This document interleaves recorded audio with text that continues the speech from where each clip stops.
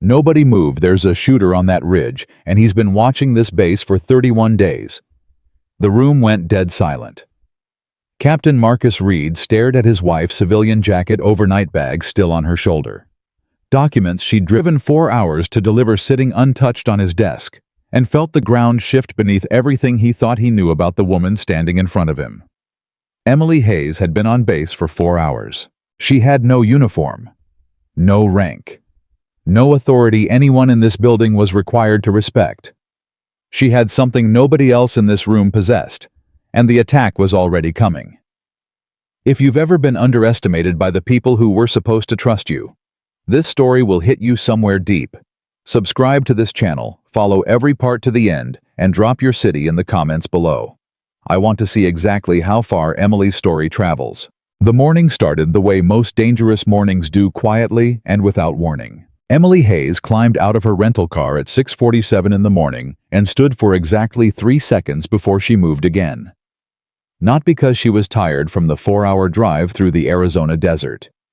Not because the heat had already started pressing down with the kind of weight that made the air feel thick.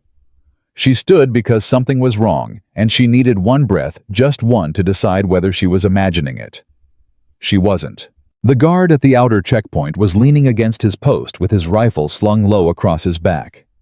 His partner was looking at his phone. The vehicle barrier was half raised. The camera mounted above the entrance was angled 3 degrees too far to the right, which meant it was covering the road, but not the shoulder. Not the tree line. Not the approach from the north where the ridge dropped down at a 45-degree angle and gave a shooter clean sightlines to almost every building on the base. Emily picked up her bag from the passenger seat, zipped her jacket to the collar, and walked toward the checkpoint. She was here to deliver documents to her husband, Captain Marcus Reed, and to see him for the first time in 4 months. That was the entire reason for the visit. That was the only thing on her official record, because Emily Hayes, logistics specialist, former Army honorably discharged, did not carry anything except a thin folder of transfer paperwork and a small overnight bag. What Emily Hayes carried that nobody on this base knew about was 11 years of classified field experience, 2 commendations she was legally prohibited from discussing, and a kind of situational awareness that had been trained into her so deeply that it had long stopped feeling like a skill and started feeling like a second heartbeat. She handed her ID to the leaning guard. He looked at it for 4 seconds, looked at her, looked back at it. Reason for visit. Delivering documents to Captain Reed. He's my husband. The guard nodded, reached for his radio, went through the standard check.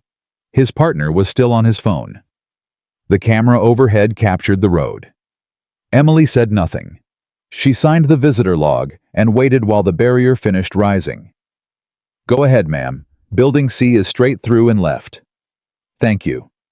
She walked through the gate and did not look back, but she counted her steps. And she counted the cameras, and the guard posts, and the spacing between buildings, and the width of the gap in the northwestern fence line, where the repair crew had left a section of chain link loose against its post. Fort Hollow Creek was a remote U.S. military training facility set into the desert mountains 2 hours northeast of Phoenix. It wasn't a combat base. It wasn't a classified installation. It was the kind of base that trained field units on desert terrain operations, rotated personnel through advanced marksmanship and navigation courses, and ran coordination exercises with neighboring installations twice a year. There were 412 soldiers currently stationed or training there. There was 1 senior command officer, 3 department captains, a full maintenance and communications crew, and a medical unit.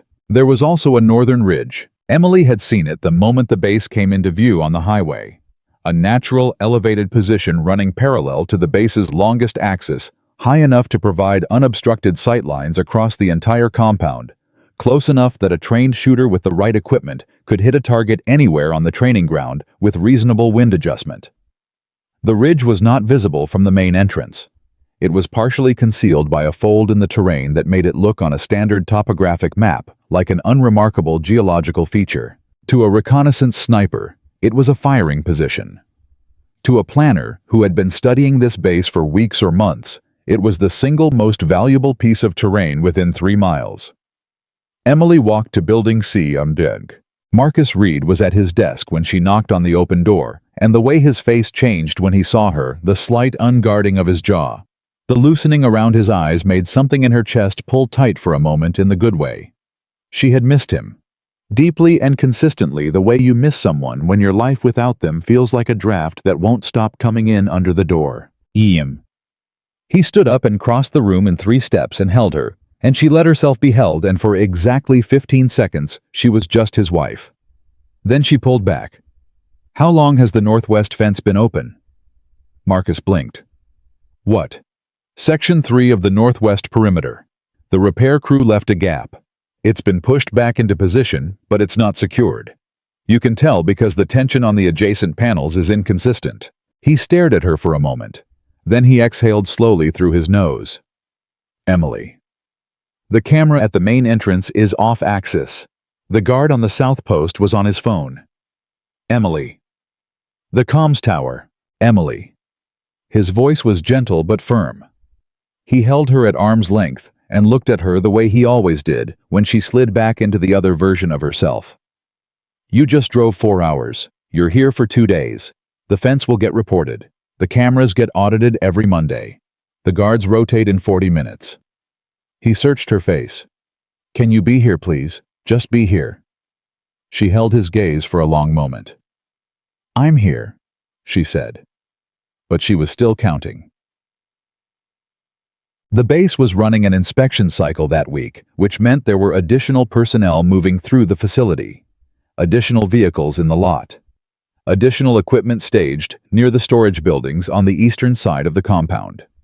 Normal inspection activity, the kind of controlled chaos that made a base look busier than usual and made it harder to spot what was different. Emily spent the morning with Marcus, ate breakfast in the officer's mess, sat with him through an hour of administrative catch-up that she had no business being present for, but that he kept her close for because 4 months was a long time, and neither of them wanted to waste the morning, and the whole time she kept her eyes moving. It was not a choice.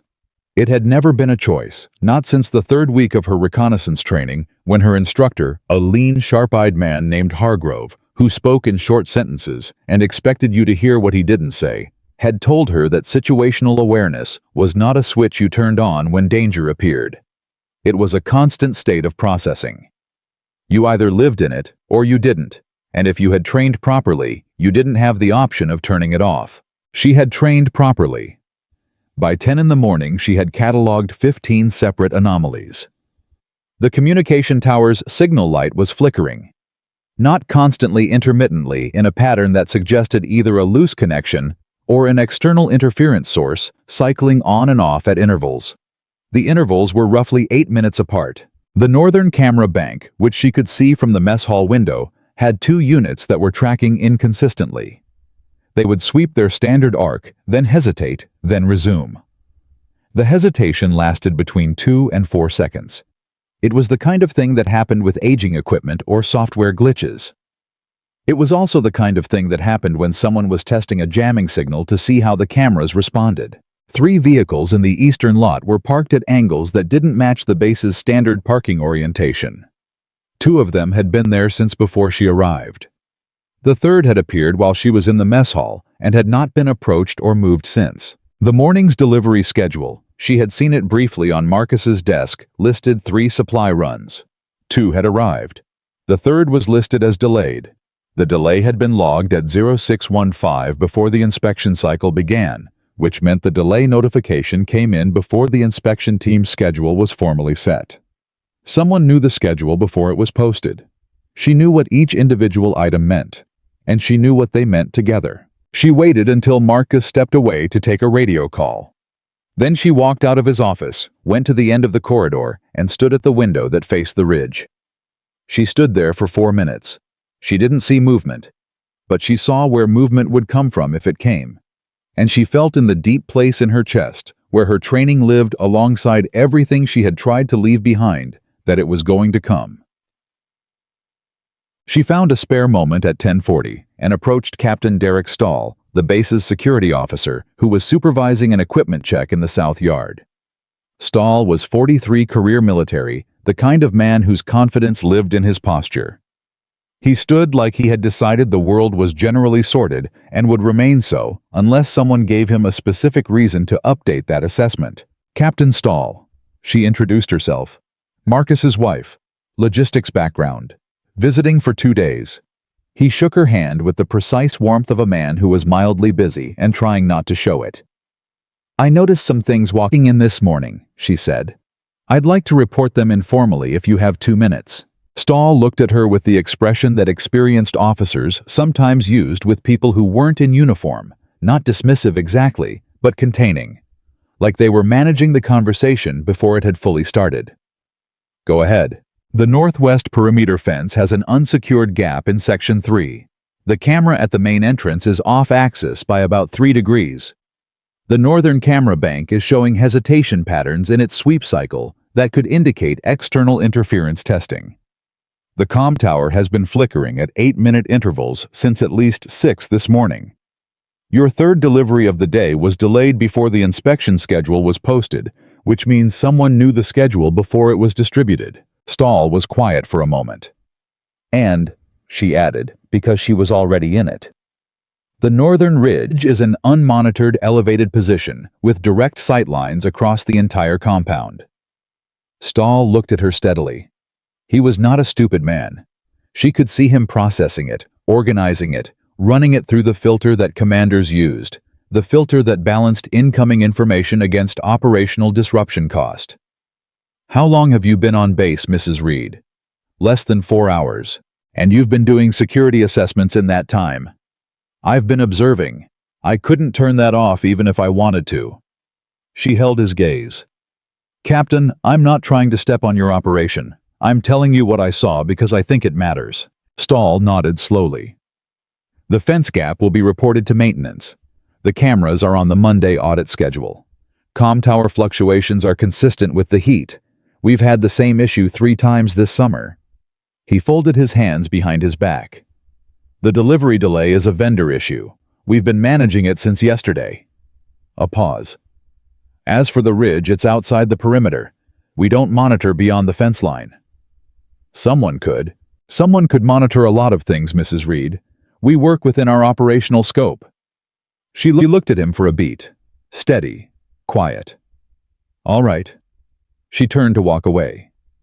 Mrs. Reed. She stopped. Stahl's voice had softened slightly the way voices did when the speaker was trying to leave things on decent terms. You're here as a guest of Captain Reed. You should enjoy your visit. Leave the security concerns to us. We're trained for this. She turned back just far enough to meet his eyes. So was I, Captain. She walked away before he could respond. Marcus found her in the canteen at noon, sitting with a cup of coffee and her hands wrapped around the mug, looking out the window at nothing in particular. He sat down across from her. Stahl radioed me. She didn't say anything. He said you came to him with security concerns. I did. Emily. He said it carefully. The way he said things when he was trying to be both her husband and an officer at the same time, and knew those 2 roles were going to bump up against each other. You've been here 5 hours. I know how long I've been here. He's running a base inspection. He's got 200 things on his board today. 3. What? He's got 312 things on his board. There are 412 personnel on this base. She looked at him. I'm not trying to make anyone's day harder, Marcus. I'm telling you what I saw. He was quiet for a moment. What exactly are you saying? You think something's going to happen? The question sat between them. She had been here for 5 hours. She had no intelligence report, no confirmed threat.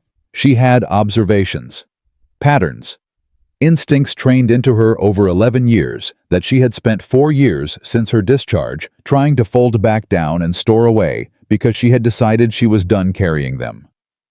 I think this base has gaps, she said, and I think someone who wasn't friendly has had time to find them. Marcus looked at her. Long and steady, and with the kind of look that meant he was taking her seriously, even if he hadn't finished deciding what to do with it. I'll talk to Stahl again. Okay. But Emily. He reached across the table and covered her hand with his. You're here. You're actually here. I haven't had you in the same room for 4 months. Can you try to just— I am here, she said. And she meant it. I promise. She turned her hand over and held his. She was here. She was also still watching the ridge. At 1:15 in the afternoon, the comms tower flickered for the 11th time. Emily was alone in Marcus's office. He had stepped out for a department briefing, and she counted the seconds between the flicker and the reset. 7 seconds. The previous cycle had been 8. The one before that had been 8.5. The interval was shortening. She stood up. She went to the window. The ridge sat against the sky, pale and sharp-edged, baked to bone color by the desert heat. From where she stood, it was just rock and distance. Beautiful almost. The kind of landscape that made you understand why people built myths around the desert, the way it stripped everything down to essential geometry, line and shadow and silence. She had spent 3 years working in terrain like this.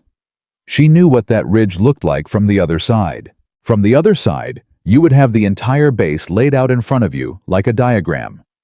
You would have the main building cluster at the center, the comm tower to the northeast, the armory and vehicle pool to the southeast, the medical unit, which was also the softest target, and the one whose loss would hurt the most to the west. You would have sight lines that covered every courtyard, every approach road, every open-air training ground. You would have elevation that negated most of the base's standard defensive positioning. You would also have had weeks, maybe months, to study it. The timing on the cameras, the guard rotation cycles, the inspection schedule which brought additional personnel and vehicles and controlled chaos. She grabbed her jacket off Marcus's chair. She walked to the armory.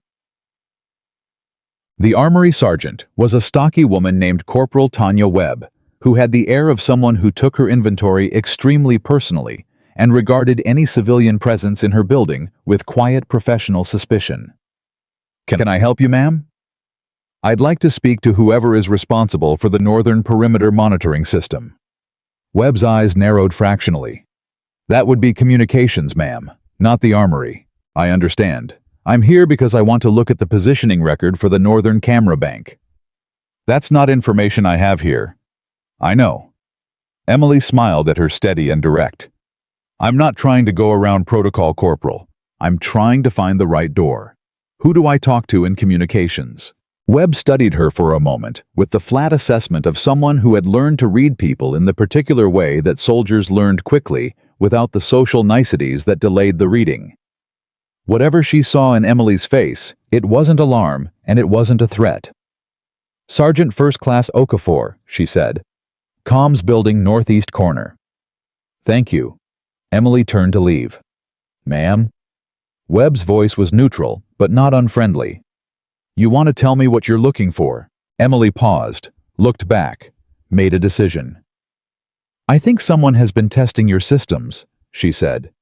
"The camera hesitation, the tower flicker, the delivery timing. I think they've been doing it long enough that the patterns look like equipment failures." She held Webb's gaze. "I might be wrong, but I've been wrong before, and nobody died from taking a precaution." Webb was quiet for 2 full seconds. Then she picked up her radio. "Okafor, you got a civilian on her way over. Listen to what she says."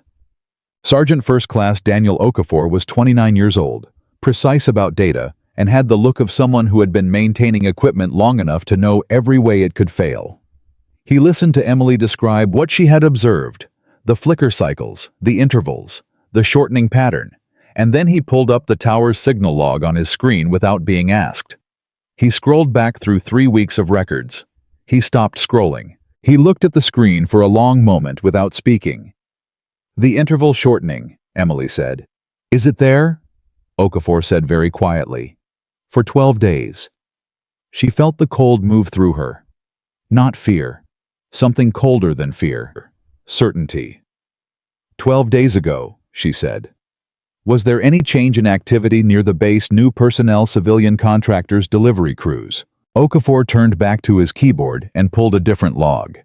His hands moved quickly now, the quick economical movements of someone who had connected something important and was running hard toward the full picture. 12 days ago, we had a civilian contractor team on the North Access Road. Emergency survey work after the weather event. They were on site for 3 days. Emily stood perfectly still. "Show me the northern camera positioning record for those 3 days."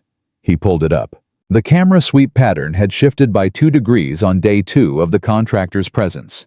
2 degrees. Enough to create a blind spot on the ridge approach. A blind spot that had remained in place for 12 days. Okafor looked at her. The color had changed slightly in his face, not pale, but tightened. "I need to call this up." "Yes," she said. "Right now. Right now, Sergeant." He was already reaching for the phone. Captain Stahl took the call at 1:47. He reviewed the data that Okafor transmitted to his terminal. He sat with it for 3 minutes. He made 2 additional calls, one to his intelligence contact at the regional command, one to the base's maintenance chief, to confirm the contractor team's credentials and authorization. At 2:14, he walked into the briefing room, where Emily and Okafor were waiting with Marcus, who had been pulled from his meeting by a message that said, "Only come now." Stahl set his tablet on the table. He looked at Emily. Then he looked at the table. Then he looked back at Emily. "The contractor team," he said, "had the correct paperwork, standard survey authorization. 2 of the 4 individuals on the team have cleared records. The other 2..." He stopped, exhaled. The sound of a man who had made an assessment and found himself looking at the assessment from the wrong end. "The other 2 have no records, not sealed records, not classified records, no records." The room was very quiet. "The camera adjustment was deliberate," he said. "And someone has had a clear view of the ridge approach for 12 days. Marcus looked at Emily. She said nothing. She didn't need to. "We need to go to alert status," Stahl said. "And we need to do it without..." The explosion hit the comms tower at 2:17 and 3 seconds. Emily was already moving before the sound had finished. The blast threw Okafor sideways into the wall. Marcus grabbed the doorframe. Stahl went for his radio before the echo had finished rolling across the compound, and his voice was already sharp and controlled. The way command voices got when the body understood that panic was a luxury that would get people killed. Emily was already in the corridor. She didn't run. She moved fast and low the way she'd been trained to move in the first seconds after an explosive event. Not toward the source, not away from it, but perpendicular, getting herself out of the predictable lines while her mind ran the calculations that her body already knew. The blast had come from the northeast, the comm tower, which meant communications were down or badly damaged, which meant whoever had done this had cut the base's ability to coordinate before the first shot was fired. They'd done it in this right order. That was the detail that hit her hardest, not the explosion itself, but the sequence. You took out communications first, then you isolated, then you engaged. It was doctrine. It was the way a professional operation opened. She heard the first crack of rifle fire from the north before she'd taken 20 steps. Then the second, third, a burst. More cracks coming fast now, and from the sound pattern she could tell there were multiple positions. Not a single shooter, not 2. At least 4 spread across the ridge in a dispersed formation that would make them almost impossible to suppress with ground-level fire. She stopped at the junction of 2 corridors and pressed her back to the wall. A young private came running from the south end, maybe 20 years old. Rifle up, but his eyes too wide, moving too fast. No situational picture in his head at all. "Stop," she said, flat and absolute. He stopped. "Where's your sergeant?" "I South Yard, I think." "Get down. Stay against the wall. Do not cross any open ground until you have eyes on where the fire is coming from. Do you understand me?" He stared at her. "Civilian jacket. No rank. No uniform. Do you understand me?" "Yes, ma'am." "Go." He went. She moved. The courtyard between the main building and the vehicle pool was already chaos. She could hear it before she reached the exit.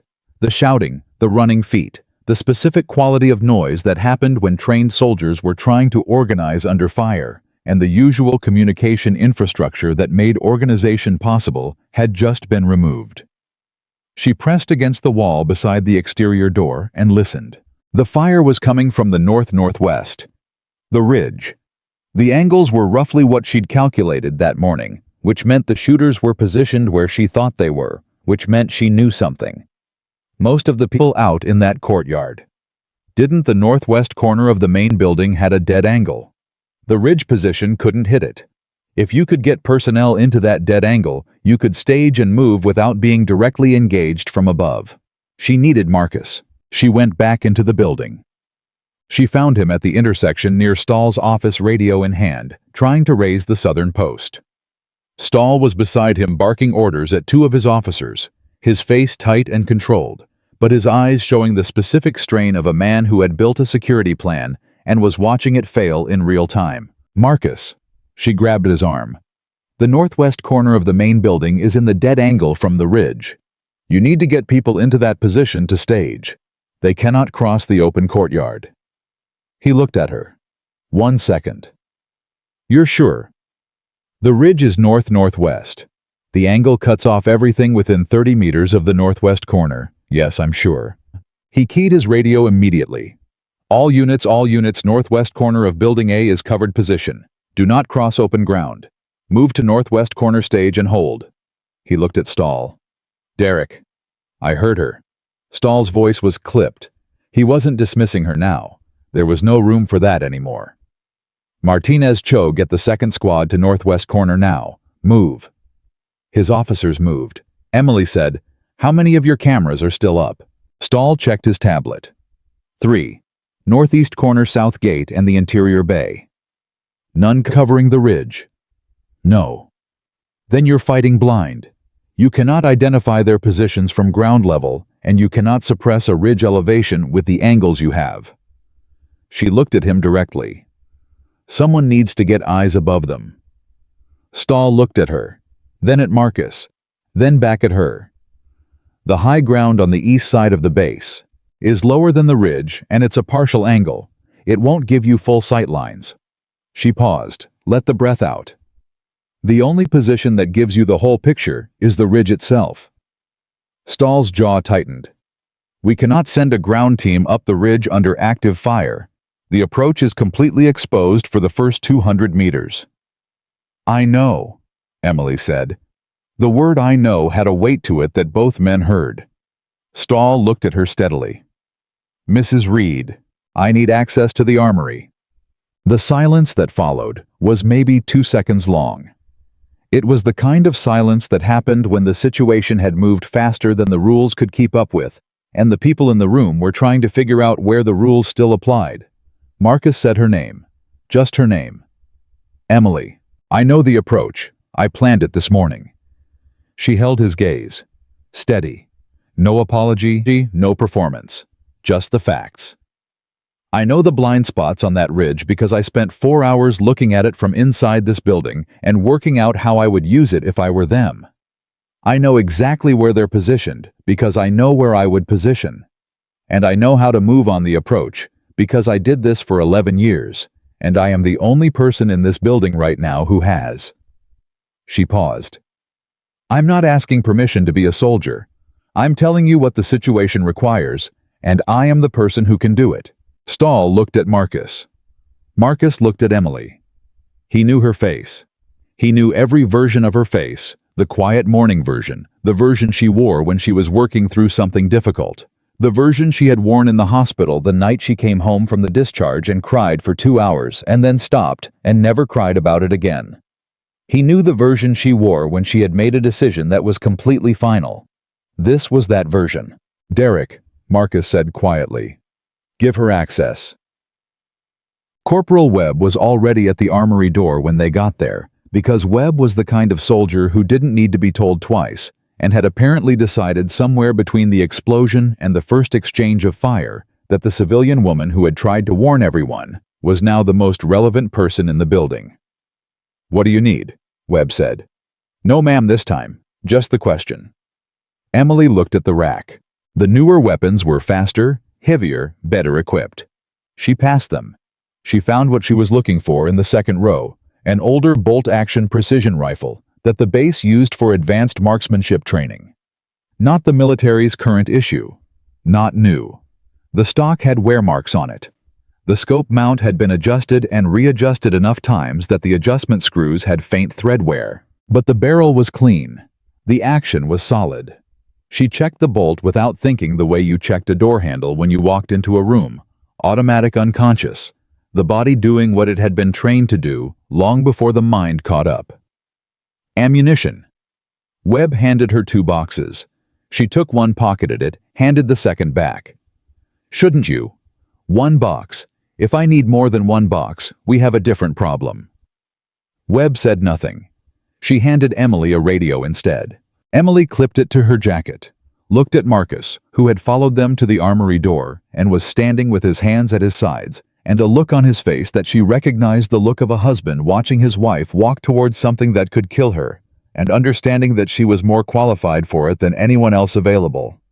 It was an unbearable look.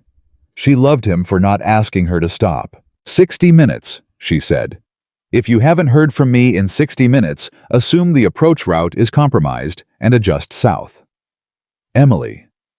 Marcus. She stepped close to him, spoke quietly enough that only he could hear. I walked away from this once. I know why I walked away. But right now, there are 400 people on this base, and I am the only one who can see what I can see. She held his eyes. I'm coming back. I need you to trust me. He reached up and cupped the side of her face in his hand. 1 second. Just that. Come back, he said. Ed. Count on it. She walked out. The approach to the ridge from the west was the only viable route. The south and east approaches were fully exposed, and the north side of the ridge backed against a geological drop that made it impassable under time pressure. The west approach had cover for the first 150 meters, if you stayed close to the contour and moved during the intervals when the shooters on the ridge were engaged with targets on the base floor. When they were firing down, they weren't watching the western approach. When they paused to reacquire targets or communicate, there was a window of maybe 8 to 12 seconds. 8 to 12 seconds was enough. If you moved right. Emily moved right. She made the first 100 meters in 3 intervals, pressing flat each time the fire intensified and moving fast in the silence. Her jacket was wrong, too pale, too civilian, but there was nothing to be done about it now. She controlled what she could control and accepted the rest. The radio on her jacket clicked twice. Marcus's signal. She clicked back once. I'm moving. She hit the cover at the base of the ridge incline, breathing hard but steady. Not the labored breathing of someone who was losing it, but the deep cycle breathing of someone who had pushed their body and was managing the response. She pressed her back to the rock and listened. 3 positions. She could hear them now from this angle, the specific acoustic signature of 3 different firing locations, each one separated by distance and elevation. The westernmost position was 30 meters above her and slightly north. The central position was the command point, she could tell, because it was the one that went quiet when the outer positions fired, the one doing the observation and calling adjustments. The eastern position was 50 meters further along the ridgeline, slightly lower, covering the base's eastern approach. She needed the central position first. Not because it was the biggest threat, because it was the brain. You didn't stop an operation by picking off the edges. You stopped it by removing the coordination. Without the central position calling adjustments. The outer positions were firing without a picture. They were strong and dangerous and had good angles, but they were no longer a system. They were individuals. Individuals could be handled. She began moving up the incline. 12 meters. Up her boot found a loose patch and she caught herself with one hand on the rock face. Weight shifted the rifle held out from her body to protect the scope, and she held there for 3 full seconds until the contact was solid again. Her pulse jumped and then settled. She breathed through it. Keep moving. She climbed. The sound of the firefight below her was a strange accompaniment to the work. The coordinated crack of base personnel, returning fire. The disciplined bursts from the ridge above her and underneath it all. The silences, the pauses, the rhythms of people trying to stay alive, while she moved through the rock toward the only angle that could change the math. At 20 meters up, she saw the first position. A man. Prone. Good technique. His body was well below the ridgeline, only his rifle and eyes projecting over the edge. He was focused entirely on the base below. His rifle was tracking left, waiting for movement in the northwest courtyard. He hadn't looked left once. He wasn't going to look left. People on the offense almost never checked their six during active engagement. That was the psychology of it when you were the aggressor, and the engagement was going your way. Your attention was entirely forward toward the target, toward the success that felt like it was already happening. You stopped worrying about what was behind you because the plan was working. Emily moved. She circled above the first position's angle, climbing 15 meters further up the incline, taking the high line that put her above and to the left of all three positions simultaneously. The elevation cost her time 4 minutes of climbing that felt like 40, but when she reached the point she'd aimed for and settled into the rock, what she had was exactly what she'd calculated. She could see all three positions. The central position was 7 meters below and 40 meters to her right. A man with a radio that was the coordinator exactly as she'd expected. He was speaking into it in a low, rapid voice, and from the rhythm of his speech, she could tell he was calling adjustments, correcting fire, managing the engagement. She set the rifle. Breathed. The central position. First. The shot was a single clean, unambiguous sound in the middle of all the noise below, and what happened next happened fast. The coordinator went down. The radio hit the rock and skittered. For exactly 4 seconds, there was a different quality to the sound from the other two positions, a hesitation, a break in the rhythm that told her they'd heard it and were processing what it meant. Then the western position started scanning. She saw the rifle barrel move. He was looking right now, looking along the ridgeline, looking for the source. She was already moving. She came off the first point and went low 15 meters lateral, and when she settled again, she was above the western position's scan angle. He was looking where she had been. She lined up and fired. 2 down. The eastern position opened up, not at the base now, but scanning the ridge, and he was good. She could tell immediately that he was the best of the three, because he had already understood the sequence and was moving, not staying in his position, but pushing back along the ridgeline, taking himself out of his established spot and looking for a new angle. Smart. She moved faster. She came over a shelf of rock, and for 1 second, they were looking at each other from 40 meters apart, her above, him below, both moving, both tracking, and she fired on the move, which was the kind of shot that should not have landed cleanly. It landed cleanly. She held still for 10 seconds. Listened. The ridge was quiet. Below her. The base was not quiet. She could hear the continued sound of the firefight, which meant the ridge positions were the primary threat, but not the only one. There were ground-level elements she hadn't seen from the base and still couldn't see from here. She keyed her radio. 3 positions on the ridge neutralized. You have ground elements, I can't see them from here. Where is your south perimeter? Stahl's voice came back immediately. He had been waiting. South perimeter is holding. We have contact at the east vehicle entrance, 2 vehicles that breached the outer barrier. How many personnel? Unknown. Is the armory secured? Yes. Medical. A pause. Too long. West building is partially compromised. We have personnel sheltering, but the outer door was breached. Her jaw tightened. The medical unit. The softest target. The one she'd looked at that morning and known was vulnerable. I'm coming down. She came down the ridge faster than she'd gone up, and she was moving on pure forward commitment. Now, not reckless, but driven the part of her that had learned to operate beyond the comfortable threshold of caution, fully engaged, calculating risks, not against the standard of what was safe, but against the standard of what the situation required. She hit the base floor and moved south. The east entrance was a controlled problem. She could hear from the exchange of fire that Stahl's people had it contained probably wouldn't need her there. The medical building was different.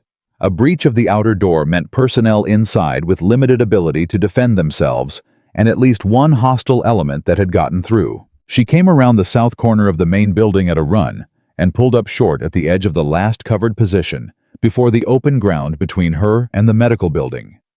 2 men at the medical building entrance. 1 covering the door. 1 working on the outer lock mechanism, which was wrong. The outer door had already been breached, which meant they were working on the interior lock and hadn't gotten through it yet, which meant there was still time. She assessed the distance, the angle, the cover between her and them. Her radio clicked. Marcus. She clicked back. He clicked twice. I see you. She looked to her left and found him pressed against the wall of the equipment building 40 meters away, 2 of his soldiers with him. He'd gotten there before her. He'd moved his people into position while she was coming down the ridge. She held up 3 fingers, then pointed at the 2 men at the door, then held up 1 finger and pointed at herself. He read it. 3 seconds. She was taking the one on the left. He was taking the one on the right. He nodded. She counted down on her fingers where he could see it. 3, 2, 1. The exchange was fast and decisive, and when it was over, Marcus was moving toward the medical building door, and Emily was right behind him, and the 2 hostile elements at the entrance were no longer relevant to what happened next. The medical unit had 7 personnel inside. A doctor, 2 medics, 4 soldiers who had taken cover there when the attack began. None of them were physically harmed. The inner door had held. The doctor, a compact, composed woman in her 40s named Captain Rivers, who had apparently spent the breach quietly organizing her personnel and preparing her treatment station for incoming casualties. Opened the inner door, looked at Marcus and Emily, looked at the situation behind them, and said, with the calm of someone who had decided composure was a professional obligation, I have 2 berths ready. Who needs them? Emily looked at her arm. She'd caught a rock edge somewhere on the ridge. She hadn't registered it during the movement. The body doing the thing it did during high stress, where it routed pain to a secondary channel and let it wait. Her jacket sleeve was dark and wet. She does, Marcus said. Emily said, I'm fine. You're bleeding through your jacket. I'm aware. There are other... Emily. Marcus's voice had changed. The command voice was gone. It was just him. Please. She looked at him. She sat down. Rivers worked on Emily's arm, while the radio traffic on Stahl's channel continued. The east vehicle breach was being closed. The south perimeter was holding. Personnel were being accounted for. The damage to the comm tower was extensive, but the backup frequency was up, and regional command had been notified. The pieces of the operation were reassembling themselves in the aftermath, the way they always did, badly slowly, with the specific organizational chaos of humans trying to reconstruct order after violence. Emily sat in the chair and let Rivers work and listened to all of it, and felt the particular exhaustion that came not from physical depletion, but from the sustained weight of being right about something you hoped you were wrong about. She had walked through that gate that morning and seen it. All of it. The shape of it. Not the specific faces, not the exact timing, but the fact of it, the certainty that someone had been here before today and had built something careful and planned, and that the people responsible for this base had been too deep inside their routines to see it. She hadn't wanted to be right. Hold still, Rivers said. I am holding still. You are vibrating slightly. Emily said nothing. She made herself still. Marcus was standing near the door, radio in hand, managing the ongoing coordination, but his eyes kept coming back to her. Every 30 seconds. Every time he looked at her, it was the same look, the one that lived underneath the officer's composure, the one that was purely her husband and had nothing to do with rank or protocol. She held his gaze the 3rd time he looked. He exhaled. She let him see that she was okay. Not fine, that was a different word, and she'd already used it incorrectly once today, but okay. Functional. Present. Intact in the ways that mattered. Rivers tied off the bandage and stepped back. You need sutures. The wound is clean, but it's longer than I'd like. After the debrief. Mrs. Reed. After the debrief. I'll come back, I promise. She looked at Rivers. There are going to be real casualties coming through here in the next 20 minutes. You should be ready for them. Rivers looked at her for a moment, then nodded. You're right. Emily stood up. Stahl found her at the communication relay post at the northeast corner of the compound 20 minutes after the medical building. He looked like a man who had been running a marathon he hadn't signed up for and had crossed the finish line and was still not entirely sure where his legs were. He stood in front of her, looked at her for a long moment. She waited. "The east breach is contained," he said. "All 3 ridge positions eliminated. South perimeter intact. We have 11 wounded, 8 from ground engagement, 3 from the initial blast near the comm tower. No fatalities." He stopped. She waited. "Mrs. Reed." He stopped again, started over. He was choosing his words with the care of a man who had recognized that the situation required him to be something other than what he'd been this morning. "I owe you an apology. And I owe you something more than an apology, which I'm not sure I have the words for right now." "You don't owe me an apology," she said. "You had no reason to believe me. A civilian walks in and tells you your base has security vulnerabilities. That happens. That's the kind of thing that happens and turns out to be nothing most of the time."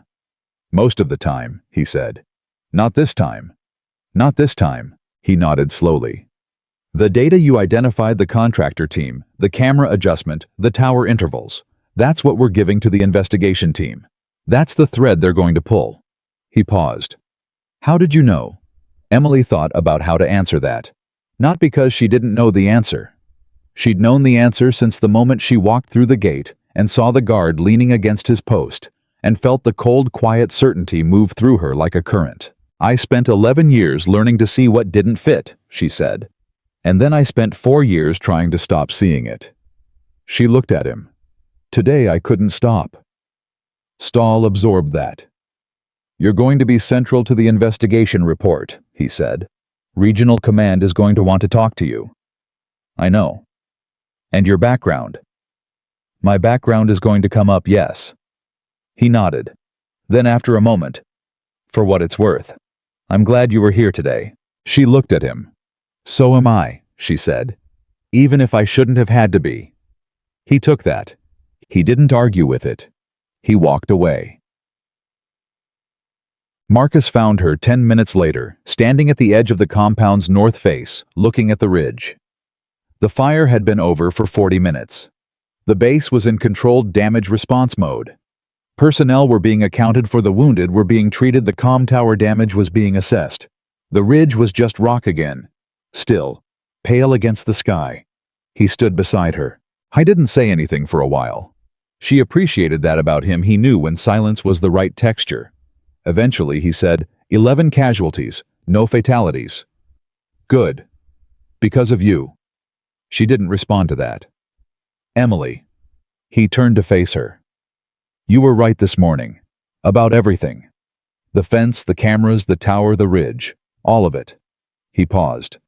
I asked you to let it go. You asked me to be here, she said. I was here. He looked at her for a long moment. Something was moving in his face.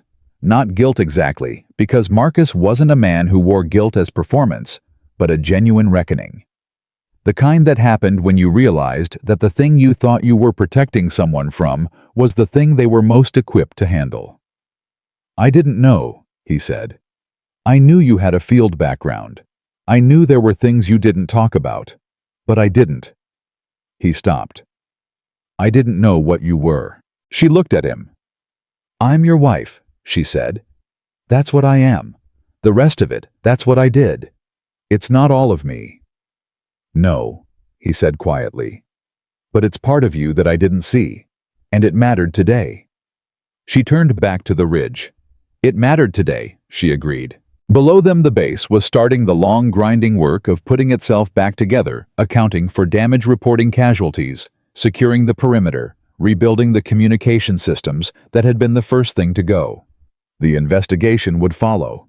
The reports, the questions, the people from Regional Command who would want to understand how a planned coordinated attack had gotten as far as it did before anyone sounded a full alert. And there would be a woman named Emily Hayes at the center of that investigation who would have to answer questions about who she was and what she had seen and why she had seen it when nobody else had. She knew what that meant for the quiet life she had built. She stood next to her husband in the desert heat and looked at the ridge and understood with the clarity that came after the adrenaline cleared and the noise settled and the true shape of things became visible that the story was not over. The attack had ended. But the investigation, The real one. The one that would have to dig underneath this day to find the 12 days before it. And the people who had made those 12 days possible, that was just beginning. And somewhere in the answers that investigation needed, there were truths that somebody very powerful did not want found. She felt it the way she felt everything that mattered. Not with evidence, not yet, but with the bone-deep certainty of a woman who had spent 11 years learning to recognize the shape of danger before it had a name. This wasn't over. It was only the beginning. The investigation team arrived at Fort Hollow Creek at 0600 the following morning in 2 unmarked vehicles, which told Emily everything she needed to know about how seriously Regional Command was taking what had happened. Unmarked vehicles meant they weren't advertising the inquiry. They weren't advertising the inquiry because somebody senior didn't want the story spreading before they had controlled the shape of it. And they were moving fast, less than 16 hours after the attack, because fast inquiries either meant genuine urgency, or they meant someone wanted to get to the evidence before the evidence had time to become inconvenient. She had spent the night in the base medical unit getting the sutures Rivers had insisted on, and lying on a narrow cot, listening to the activity outside, and thinking about everything she knew, and everything she didn't. Marcus had stayed with her until midnight, then gone to manage the overnight coordination, because a base didn't stop functioning because it had been attacked. It accelerated. Every procedure, every check, every report that had been deferred during the chaos of the day before came due simultaneously in the dark hours after, and Marcus Reed was the kind of officer who understood that leadership wasn't dramatic. It was administrative. It was showing up at 2 in the morning and signing the documents that needed to be signed. She had watched him go and then stared at the ceiling and worked the problem. 12 days. The contractor team had been on the North Access Road for 3 days, 12 days ago. In those 3 days, someone had adjusted a camera, established a pattern of interference on the comm tower signal, and presumably conducted the full site assessment that had made yesterday's attack possible. That level of preparation required resources, time, and access, not just to the physical approach to the base, but to the operational schedule. The delivery delay notification, the inspection calendar, the guard rotation timing. Someone inside knew. Not necessarily had known the attack was coming. It didn't have to be that deliberate. The inside knowledge could have been harvested passively, someone in logistics or scheduling, who had no idea their access patterns were being watched, whose habits and data trails were being mapped by people with the right tools and the right patience. That was actually more frightening than a deliberate mole, because a passive compromise left no obvious tracks. No suspicious behavior. No guilt. Just ordinary people living ordinary routines, while someone on the outside read those routines like a blueprint. By 5 in the morning, she had constructed 3 possible frameworks for how the inside information had leaked, ranked them by likelihood, and identified the data access points she would want to examine if she were running the investigation. She wasn't running the investigation. She got up, found clean clothes from the bag Marcus had brought her the night before, and was dressed and waiting in the hallway when the investigation team walked through the front entrance of the medical building looking for her. There were 3 of them.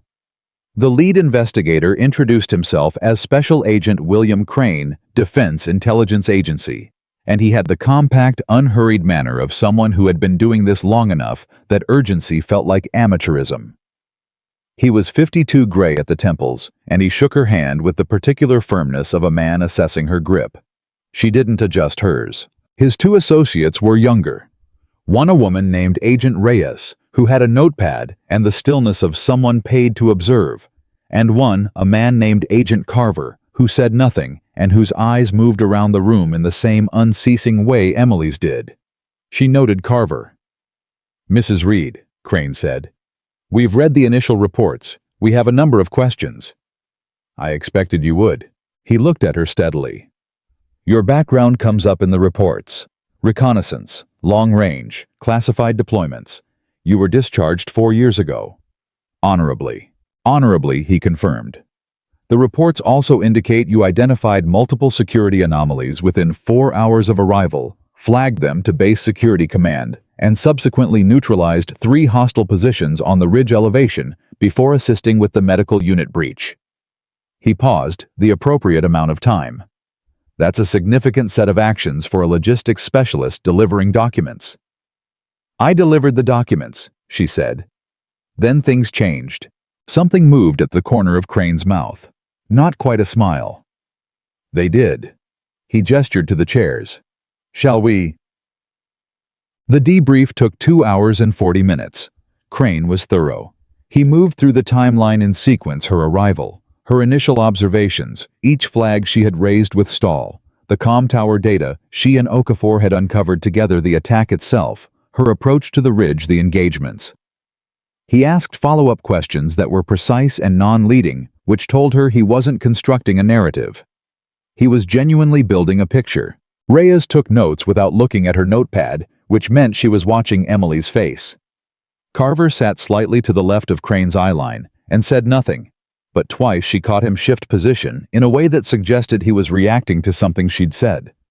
Both times, she'd been describing the pattern recognition, the way multiple small anomalies had assembled themselves into a coherent threat picture. She finished the timeline account and then said before Crane could move to the next question, "Can I ask you something?"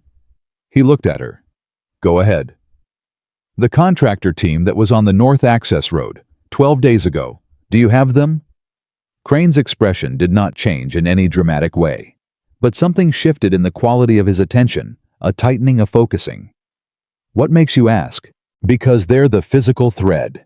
Everything else I identified: the camera adjustment, the tower interference cycles, the sightline, preparation, all of it required someone to be on that terrain for an extended period. The contractor cover was the mechanism. If you have the team, you have the point of connection between the preparation and the operation." She held his gaze. "Do you have them?" He looked at her for a moment. Then, "2 of the 4 individuals from the contractor team have not been located." She let that sit for a second. "Which 2? "The 2 with no records." "Of course," she said quietly. Crane leaned forward slightly. "Mrs. Reed, I want to be direct with you. The attack on Fort Hollow Creek yesterday was organized, resourced, and executed with a level of preparation that does not correspond to any active threat profile we currently have for this region. The sophistication of the approach, the timing of the interference cycles, the use of a civilian contractor, cover for site assessment, the coordination between the ridge positions and the ground-level breach team. This is not an improvised operation. This required significant planning funding and, most critically, specific operational knowledge about this base that is not publicly available." He paused. "The investigation is going to go deeper than yesterday," he said. "A great deal deeper. And I want you to understand that your observations, everything you identified and everything you did yesterday, are central to where that investigation goes." She looked at him directly. "You think the inside access was deliberate?" He didn't answer that. Which was the answer? Marcus found her after the debrief in the corridor outside the room where Crane's team had set up their working station. He had dark circles under his eyes that he wasn't acknowledging, and he was still in the same uniform from the previous evening because there hadn't been time to change. "How did it go?" "It went," she said. "Crane is good. He's not going to miss anything." "What did he tell you?" She looked at him, measured how much to say, and decided that Marcus had earned all of it. They don't have the 2 contractor team members with the blank records, and Crane as much as confirmed they think the operational intelligence came from inside. Marcus was quiet for a moment. "From inside this base. From inside the data systems associated with this base. Could be here, could be at the regional level, could be further up. They don't know yet." She watched his face. "Marcus, who has access to the full inspection schedule, not just here at the regional command level." He thought about it. "The schedule goes through the Regional Coordination Office before it's distributed. It would have been filed there 5 days before the inspection cycle began. 5 days before the inspection, and the delivery delay notification came in 12 days ago before the schedule was even posted." He caught it. She could see him catch it. "The delay notification went to our logistics coordinator here and to the regional supply office. So someone who had access to the supply office calendar knew the inspection was coming before the schedule was distributed." His jaw tightened. "That's a much larger pool of people than this base." "Yes," she said. "It is." He looked at her with the expression of a man who had been a commander long enough to understand what a compromised data chain meant, not just for an investigation, but for every operation that had run through those systems. For every base that had used that schedule. For every piece of information that had moved through the same channels. "Emily," he said carefully, "how far do you think this goes?" She had been sitting with that question since 5 in the morning. "I don't know yet," she said, "but it goes further than yesterday." Crane's team spent the morning on the communications records and the camera logs working with Okafor and Webb, pulling data that Emily had identified and extending it backward and forward in time. She wasn't in the room for that. She wasn't cleared for the investigation in any formal sense, and Crane had been careful and correct about that boundary. But Okafor found her at noon, and the look on his face was the look of someone who had been staring at data that didn't add up and had finally understood why it didn't add up. "You need to tell Crane what you found," she said before he opened his mouth. "I was going to come find you first." "Don't. Tell Crane. Whatever it is, it belongs to his investigation."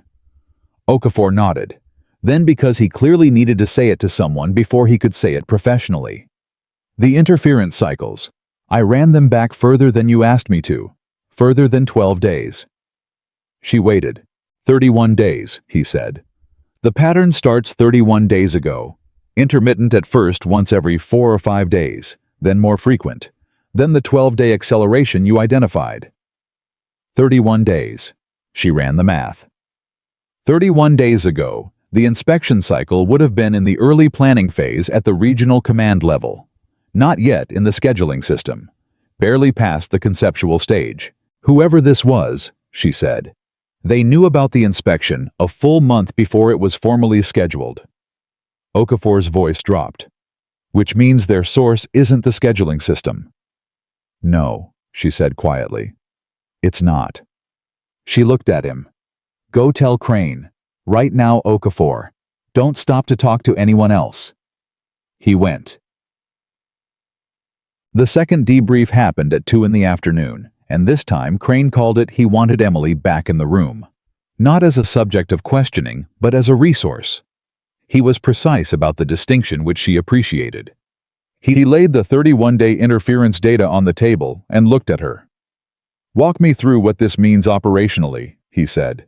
She did. She walked him through the preparation timeline. The initial surveillance phase that must have started 31 days ago. The contractor site visit that confirmed and refined the topographical assessment. The final 12-day acceleration that indicated a transition from preparation to execution readiness. She walked him through the resources required at each phase. She walked him through the level of organizational access that the 31-day lead time implied. When she finished, the room was quiet. Reyes was no longer writing. She was watching. Carver, who had said nothing across 2.5 hours of debrief, said, "The source with that kind of lead time would have to be at the 06 level or above. Or civilian equivalent."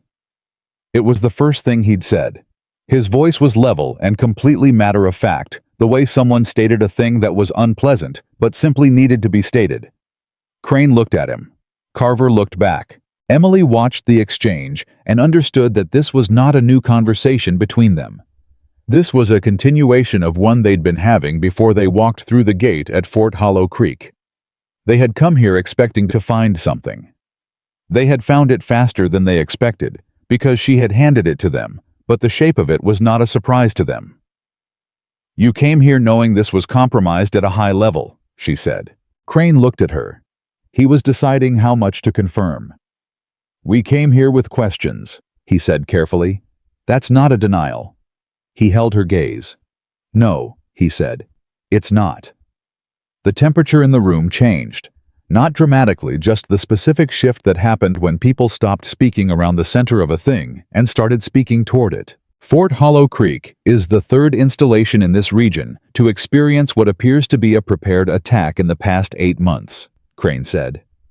The first 2 were smaller, a supply convoy ambush 60 miles south and a communication relay station breach in New Mexico. Different in scale, but similar in preparation signature. Same interference testing pattern.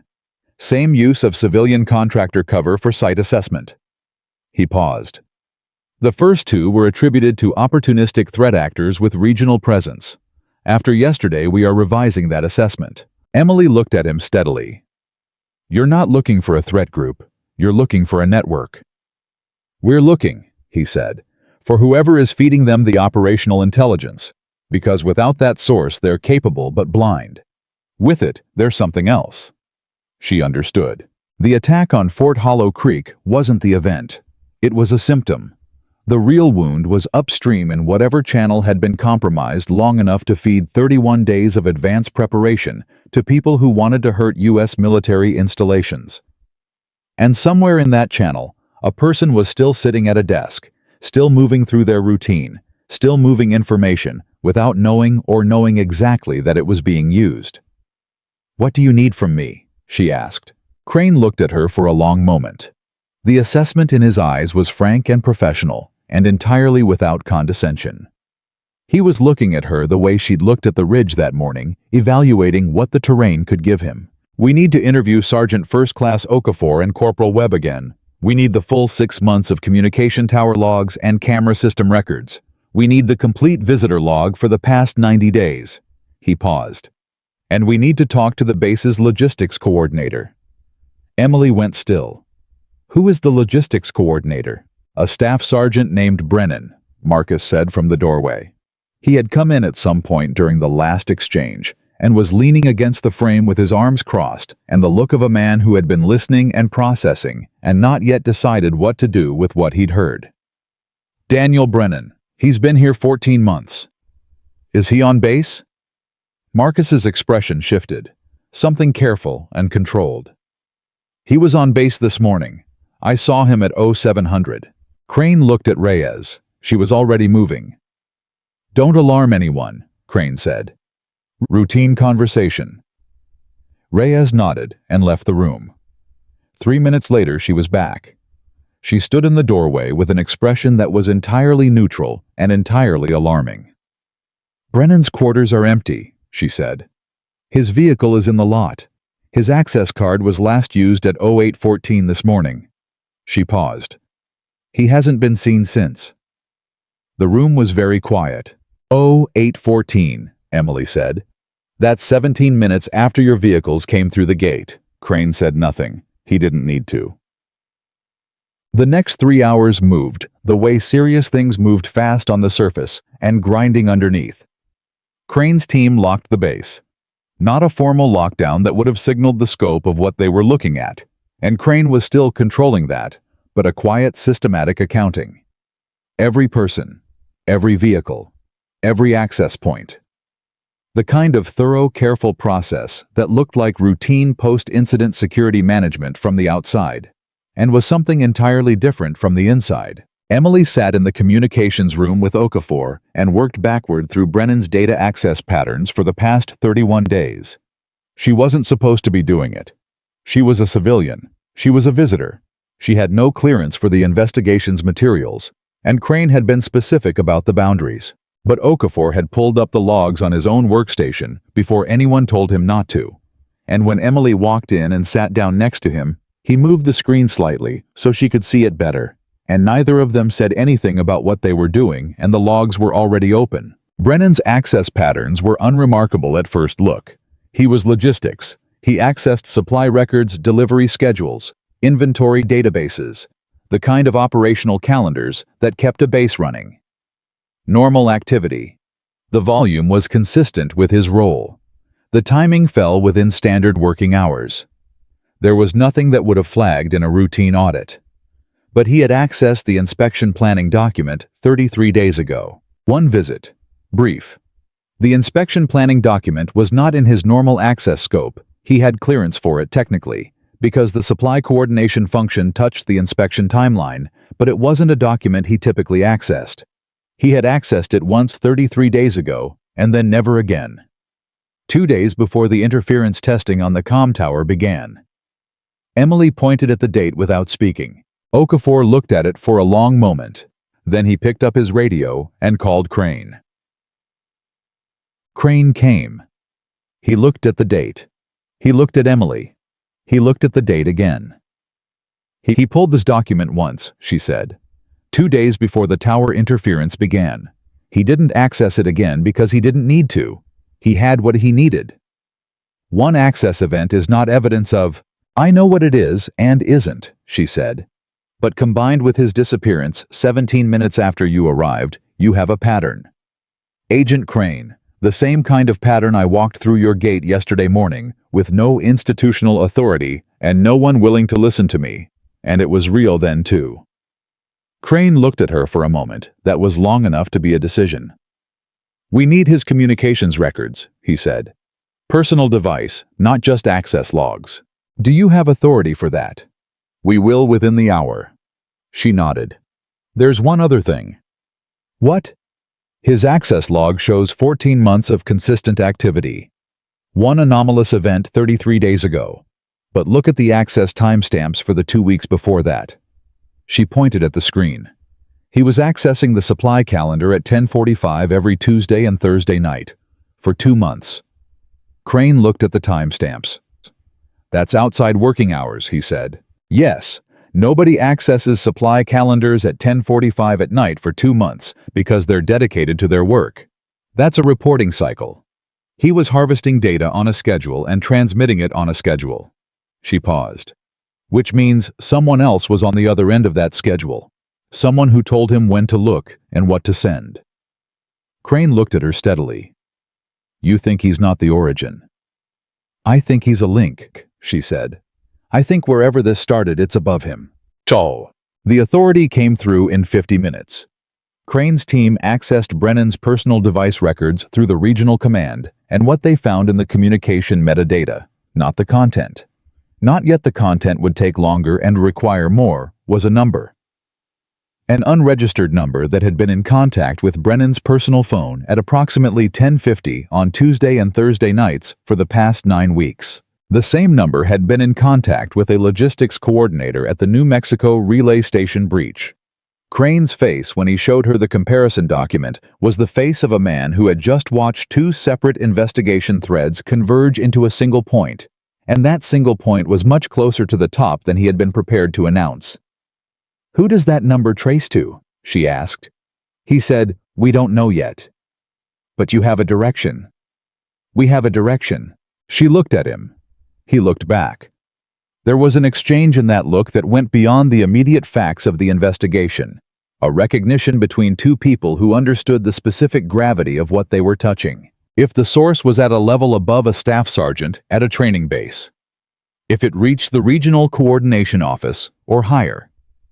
If the 31-day lead time meant someone with scheduling authority at the planning level had been compromised or complicit, then yesterday's attack was not an isolated event. It was a capability, and the capability was still intact.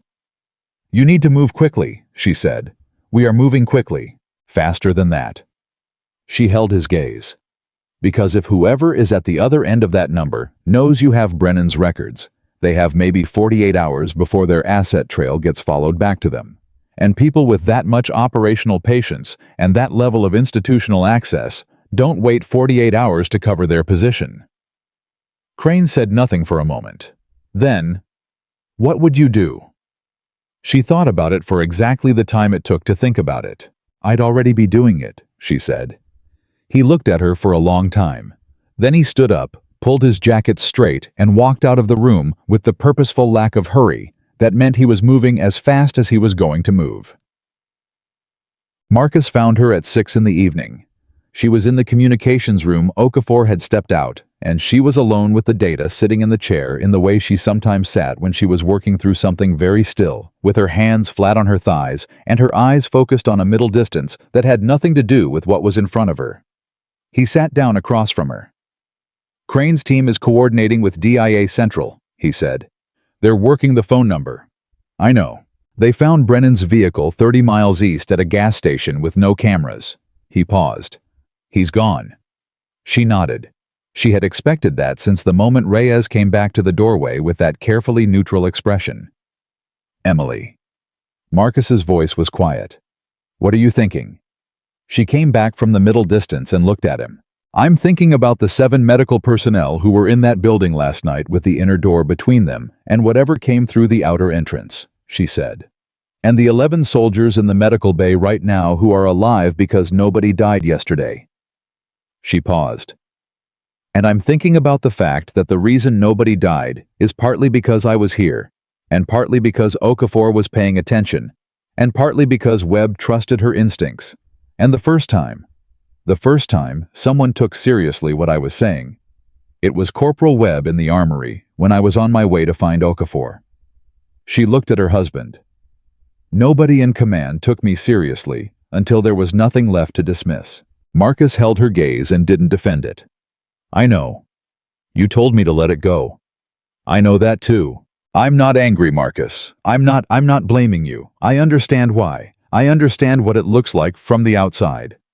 But 11 soldiers are in medical right now, and 14 months of compromised data access is going to take months to fully assess. And it started with a 33-day-old document pull that would have been visible in a routine audit if someone had been looking." She was calm, completely calm. Not the forced calm of someone suppressing anger, but the genuine quiet of someone who had moved past emotion into the clean space of wanting to understand. "Systems failed yesterday before a single shot was fired." "Yes," he said, "they did. That needs to be said in the investigation. Not by me. I'm not the right voice for that. I'm too close to it, and I don't have the standing. But someone needs to say it. I'll say it." He said it without hesitation. No deliberation. Just the straightforward declaration of a man deciding something right in front of her. "I'll give a full account. The timeline, the flags you raised, the responses. All of it." She looked at him. "That's going to be uncomfortable." "Yeah," he said. "I imagine it will be." She held his gaze for a moment. "Good," she said quietly. He reached across the small space between them and took her hand. Outside the door, Crane's team was working. The base was securing itself for the night. 11 people were being treated for wounds they shouldn't have had to receive. And somewhere at the other end of an unregistered phone number, a person who had fed 31 days of operational intelligence to people who turned it into an attack was either running or sitting very still and calculating their next move. Emily sat in the communications room with her husband's hand in hers and felt the investigation radiating outward from Fort Hollow Creek in all directions, tracing the threads that had led here and following them back toward whoever had pulled them. She had come here to deliver documents and see the man she loved. She had not come here to pull a classified network back into the light. But she knew with the same bone-deep certainty that had made her count cameras and measure ridge angles before her second cup of coffee that the investigation needed something more than procedural authority and data forensics to find what it was looking for. It needed someone who understood how the people on the other end of this thought. And right now, she was the only person in this building who had spent 11 years learning to think exactly that way. Crane knew it. She could see it in the way he had looked at her before he walked out of the room. The question was whether she was willing to step back into the life she had walked away from, and whether, given what was at stake, she had ever really had the choice. Crane came back at 7:43 in the evening with a different quality of silence around him than he'd carried before. Emily recognized the silence. She had worn it herself years ago after mission briefings where the target had just gotten significantly more complicated. It was the silence of someone who had received information that changed the geometry of everything they thought they knew, and was now walking around inside the new geometry, trying to find the walls. He sat down across from her in the communications room. Marcus was still there. Crane looked at him, then at Emily, and then made a decision that she could see him making a decision to include, rather than exclude, because what he was about to say mattered to both of them. "The phone number traces to a relay device," he said.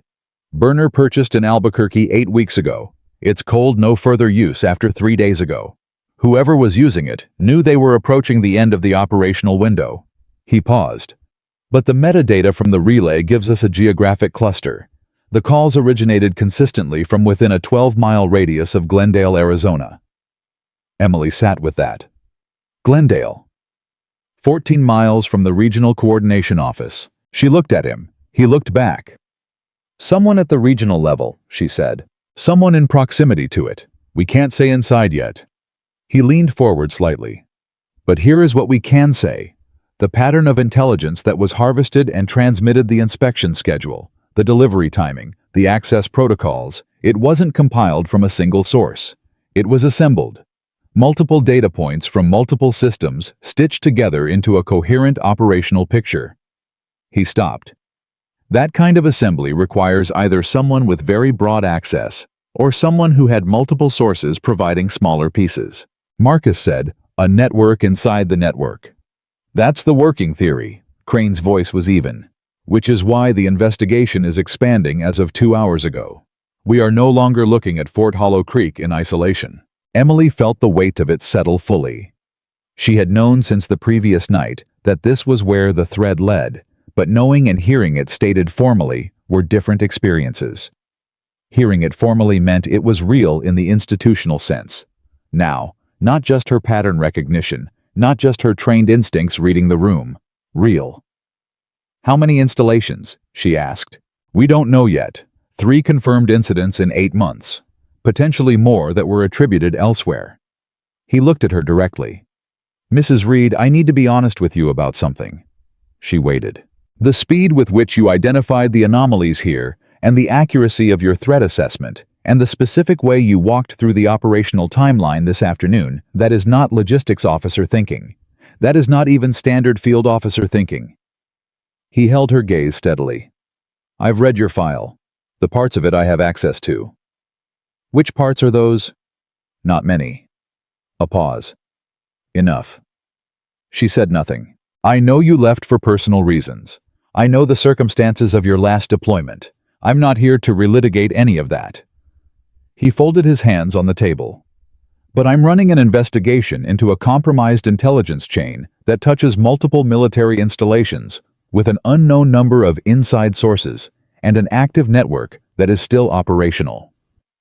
And I have in this room right now someone who identified the physical preparation for a sophisticated attack within 4 hours of arriving, who correctly assessed the threat architecture before the attack began, and who then went up a ridge alone and dismantled the primary firing element while under active fire.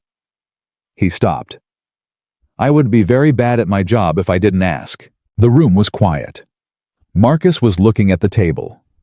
Emily looked at Crane for a long moment, and in that moment, she ran through everything she had told herself over the past 4 years about what she wanted her life to be.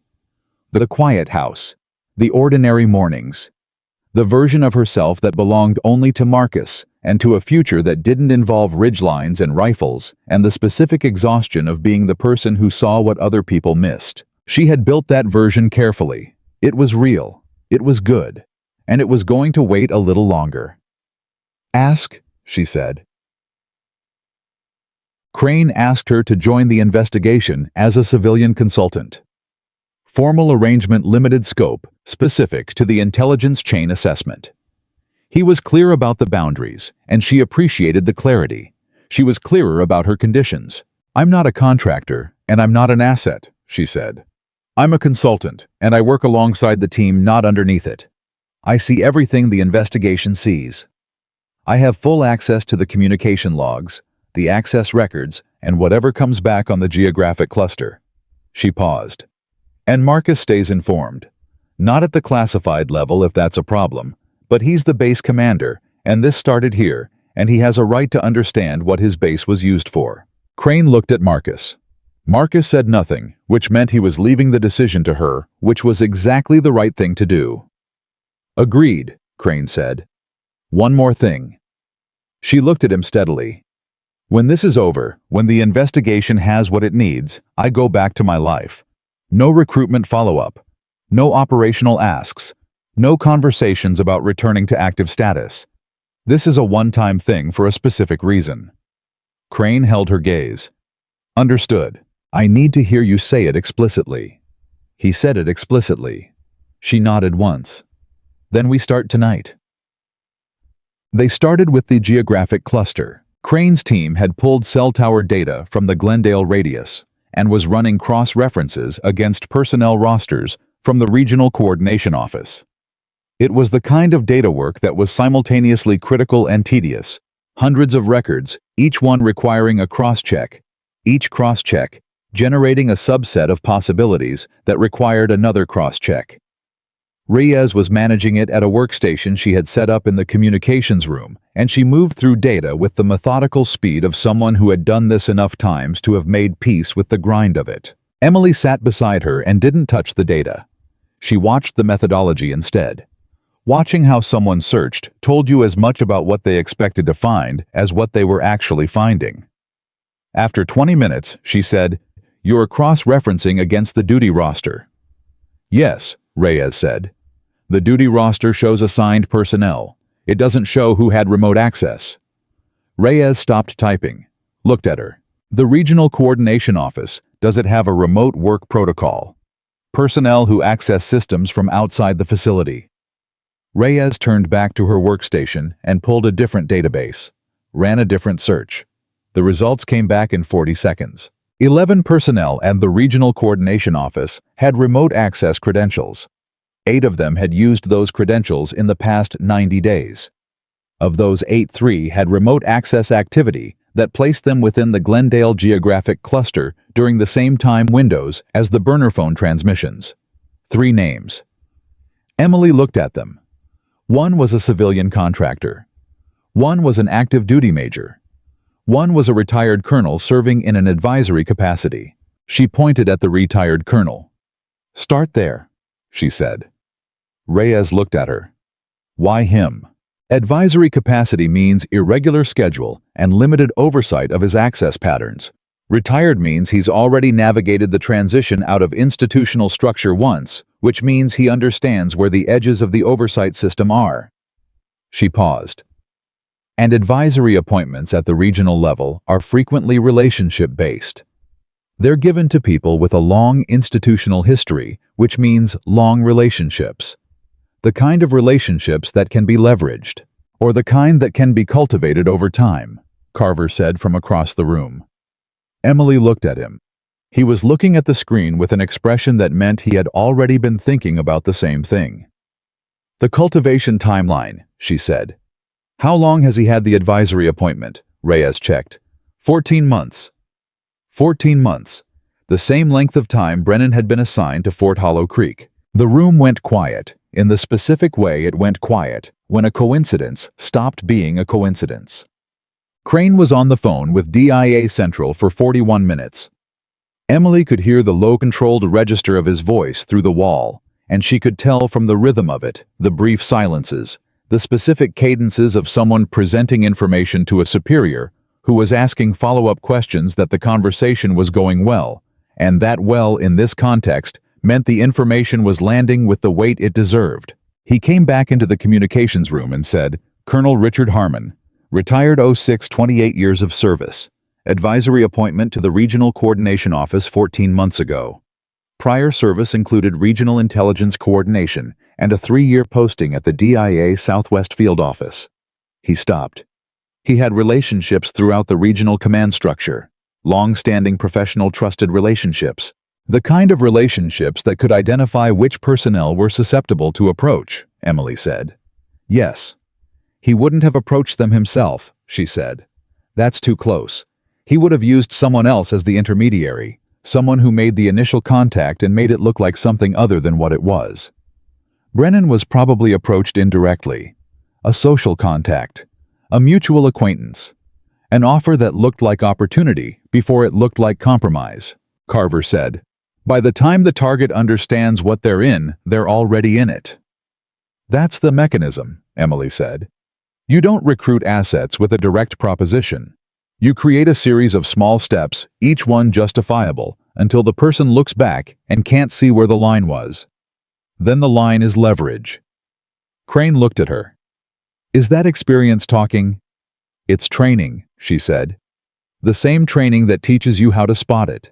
He nodded slowly.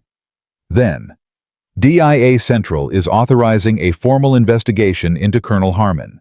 They're coordinating with the FBI for the civilian jurisdiction elements. We have a team moving to Phoenix tonight. How long before they can move on? Harmon directly. 48 hours minimum. They need to build enough of the chain before they approach him. Otherwise, he burns whatever he can reach, and we get him, but not the network. 48 hours. She heard it the way she had heard the shortening intervals on the comm tower signal as a countdown, down, not a timeline. If Harmon knows Brennan is gone and you're here, she said, he's already calculating his exposure window. He's been at this for at least 14 months. He's thought about what he does when the chain gets pulled. He has an exit plan. We're monitoring his communications. Monitoring won't stop him from activating whatever's already in place. She looked at Crane directly. He doesn't need to make a call to start an exit. If he built it right, the exit is triggered by absence, by not receiving the confirmation signal he expects at a certain time. Brennan going dark is the trigger. Not the phone call, not the communication. The silence. Crane went very still. She could see him run it. See the moment it landed. Reyes, he said. Already pulling Harmon's known properties and contact history, Reyes said without looking up. The next 2 hours were the specific kind of controlled urgency that looked from the outside like calm and felt from the inside like running at full speed in a very small space. Crane's team coordinated with the Phoenix field office. Reyes built a contact map around Harmon Properties vehicles, travel records, financial accounts that had been dormant long enough to look innocent. Carver worked the Brennan angle trying to reconstruct the route from the gas station 30 miles east and figure out which direction absent meant. Emily worked the operational pattern. If Harmon had built an exit that was triggered by silence, the exit had a destination. Not a geographic destination, necessarily a status destination. A way to become someone the investigation couldn't follow. That required preparation that left traces if you knew what traces to look for. Financial traces. Document traces. The kind of slow, careful groundwork that took months and looked in any individual transaction like completely ordinary life. She asked Reyes for Harmon's financial records from the past 14 months. Reyes looked at Crane. Crane nodded. Emily went through 14 months of transaction records in 40 minutes because she had learned to read financial records the way she read terrain, not line by line, but as a topography, looking for the shapes that didn't match the surrounding landscape. She found three transactions that were individually unremarkable and collectively a picture. A storage unit rental in Flagstaff paid in cash, 18 months ago, 2 months before the advisory appointment. A vehicle registration in New Mexico, private sale, 11 months ago. A truck registered to a name that didn't appear anywhere else in Harmon's record. A wire transfer to an account in a mid-tier bank in Tucson a year ago. A sum small enough not to require reporting, large enough to establish a functional financial base. He's been building it longer than 14 months, she said. Crane looked at the transactions over her shoulder. The storage unit in Flagstaff, he said. That's the anchor. Everything else is around it. She turned to look at him. He doesn't need to run far. He needs to become someone with a different name, a truck, a storage unit with what he needs in it, and access to that Tucson account. He can do all of that within a 4-hour drive. Crane was already picking up his phone. He made the call to Phoenix. He gave them Flagstaff. He gave them the vehicle description from the New Mexico registration. He gave them the Tucson account number. Then he looked at Emily and said, "How long would you have taken to find that without the 14 months of financial records?" She thought about it. Longer. The storage unit is the kind of thing you find by accident or by knowing someone built an exit and looking for what an exit needs. She paused. I knew he built an exit because I know how that planning thinks. It doesn't always look forward. It always looks for the door. Crane put his phone down. He said very quietly, "You are wasted in logistics." She looked at him. "I'm exactly where I chose to be." He nodded. He had the grace not to push it. So, at 11:17, the Phoenix field office confirmed that the Flagstaff storage unit was registered to a Richard Harmon under a variation of his middle name. They were staging for entry. At 11:42, the New Mexico vehicle turned up on a traffic camera 40 miles south of Flagstaff heading north. The plate matched. Carver, who had been tracking Brennan's route from the gas station, looked up from his workstation at that exact moment. "The Brennan trajectory," he said.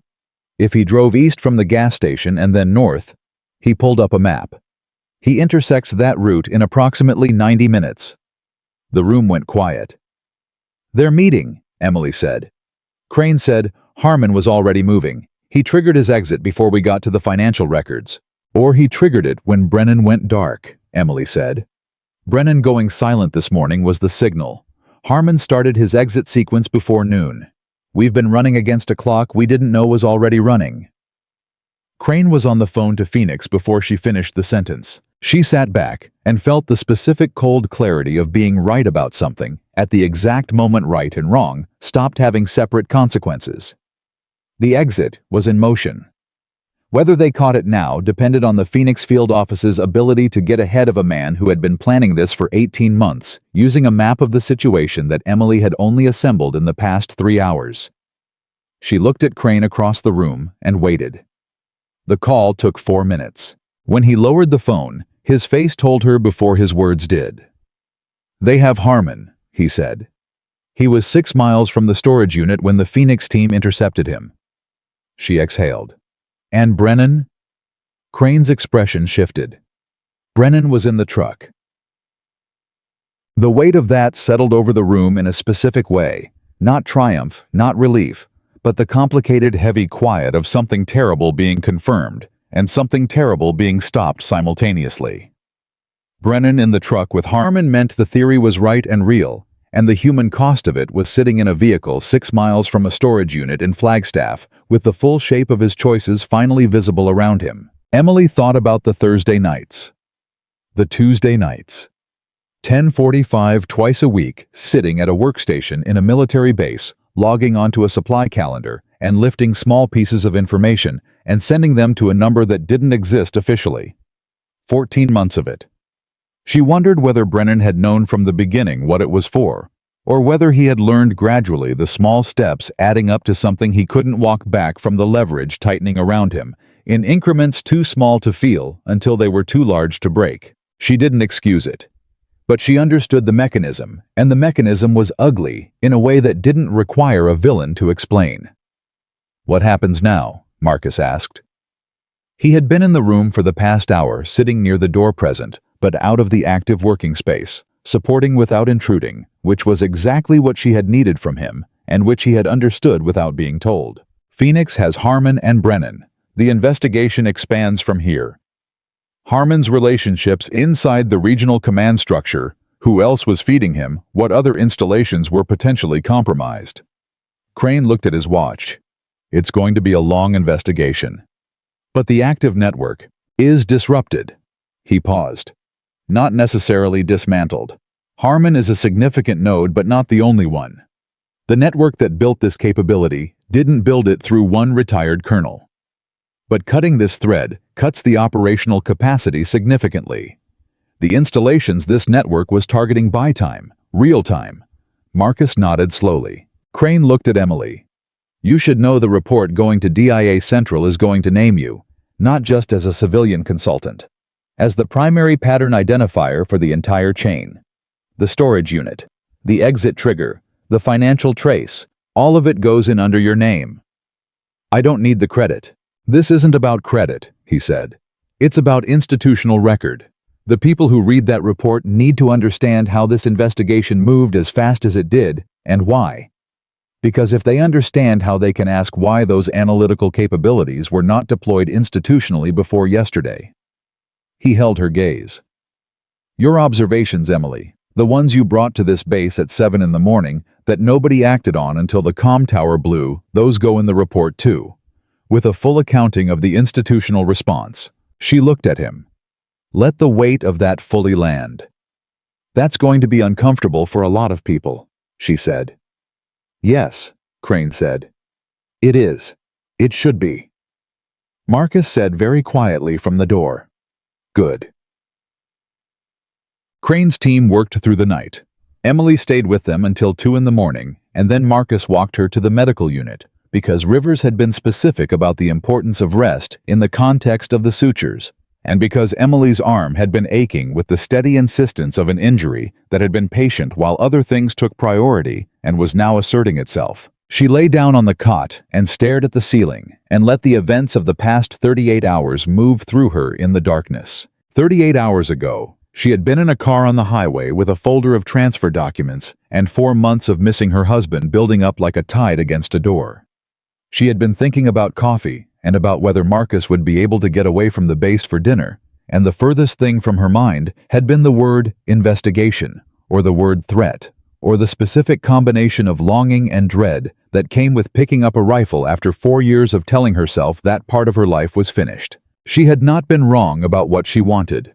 She still wanted it. The quiet house, the ordinary mornings, the future that belonged to her and Marcus and nobody else. She was also not wrong about what she was. Those two things had felt like a conflict for 4 years. She had built the quiet life partly out of genuine desire and partly out of the need to prove to herself that she could. That the woman who wanted peace and the woman who could stop an attack on a ridge at altitude were not mutually exclusive, but she could lead with the first one, could put the second one in a secondary position, and keep it there. Yesterday had proved that was wrong. Not because the second woman had overridden the first, but because the first woman had made every decision yesterday with full awareness and full agency. She had chosen to go to Okafor. She had chosen to bring the data to Crane. She had chosen to go up the ridge. She had chosen to push the financial records until they gave her flagstaff. Not because the trained part of her took over and the wanting peace part had to get out of the way. Because she had decided with all of herself present that this was what the situation required and she was the right person for it. The two women were the same person. She had known that. She understood it differently now. Marcus came in at 2:30 and sat in the chair beside her cot without turning on the light. She wasn't asleep. He knew that. They had been in the same space long enough that the quality of her stillness when she was awake was different from when she was asleep, and he had learned the difference years ago. Crane is wrapping the initial report, he said quietly. Phoenix has Harmon in custody. They're processing Brennan. A pause. It's going to be all right. She turned her head to look at him in the dark. I know. Are you all right? She thought about the real answer. Not the functional answer. Not the, I'm fine that she had given Rivers and had then acknowledged was wrong, but the actual true accounting of what she was. I'm tired, she said. The good kind. The kind that comes from doing something that mattered. He was quiet for a moment. You saved this base, he said. Okafor saved this base. Webb saved this base. Captain Rivers saved her people by keeping that inner door held. She paused. I helped. I was in the right position. You put yourself in the right position. Yes, she said. I did. He reached over and took her hand in the dark. She held it and looked at the ceiling and thought about the investigation spreading outward from this room right now, following the threads through the regional command structure toward whatever else Harmon's network had touched. Thought about Crane's report and what it was going to say about institutional failure and the cost of dismissing information because of the face it came in. Thought about the 11 people in the medical bay and the 400 who were not in the medical bay because of a chain of decisions that had started with a woman driving through the desert to deliver documents. She thought about going home, about the quiet house and the ordinary mornings and the future that was still waiting for her on the other side of this. She thought about the thing Crane had not said outright, but had said clearly enough that the report was going to recommend something. Some change. Some assessment of why the analytical capability that had unraveled 14 months of network compromise in 36 hours had been sitting in a logistics role when it arrived at Fort Hollow Creek. She was not going to be able to pretend that question didn't exist. But she was also not going to answer it tonight. Tonight she was going to hold her husband's hand in a dark room in a military base in the Arizona desert and let herself rest in the knowledge that the people on this base were safe, that the chain had been cut, that the investigation had what it needed. Tonight, that was enough. Tomorrow would be something different. Stay, she said quietly. He didn't move. I'm not going anywhere. She closed her eyes. Outside, the investigation moved. The report built itself line by line in another room.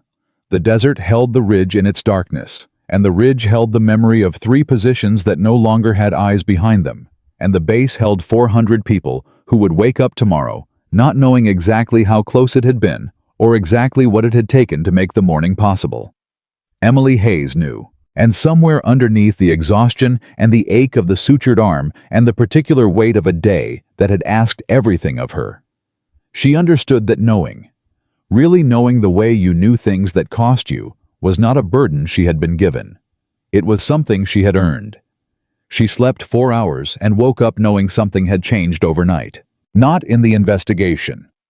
She could hear from the activity outside the medical unit door that Crane's team was still working, still moving. The careful machinery of institutional response, grinding forward with the specific momentum of something that had found its direction. The change was inside her. Quiet and complete the way mornings sometimes arrived after nights that had cost something significant. Not relief exactly, but a settling. The feeling of having passed through the hardest part of a thing and come out on the other side with your understanding of yourself intact. She sat up. Her arm ached cleanly. The sutures pulled when she moved her elbow, and she moved it anyway, carefully testing the range. Functional. She could work. Marcus was asleep in the chair beside her cot. His head tilted back at the angle that she knew from 23 nights in deployment housing would give him a stiff neck by morning. She looked at him for a moment, the particular vulnerability of someone asleep, the way it stripped the officer's composure and left just the man, the person she had chosen, and kept choosing every day for 7 years. He had stayed. She had asked him to stay, and he had not moved. She stood up quietly, found her jacket, and walked out into the corridor without waking him. She needed to find Crane. Howe was in the communications room with Carver, and a man she hadn't seen before. Mid-40s, civilian clothes, the precise non-presence of someone professionally trained to be unremarkable.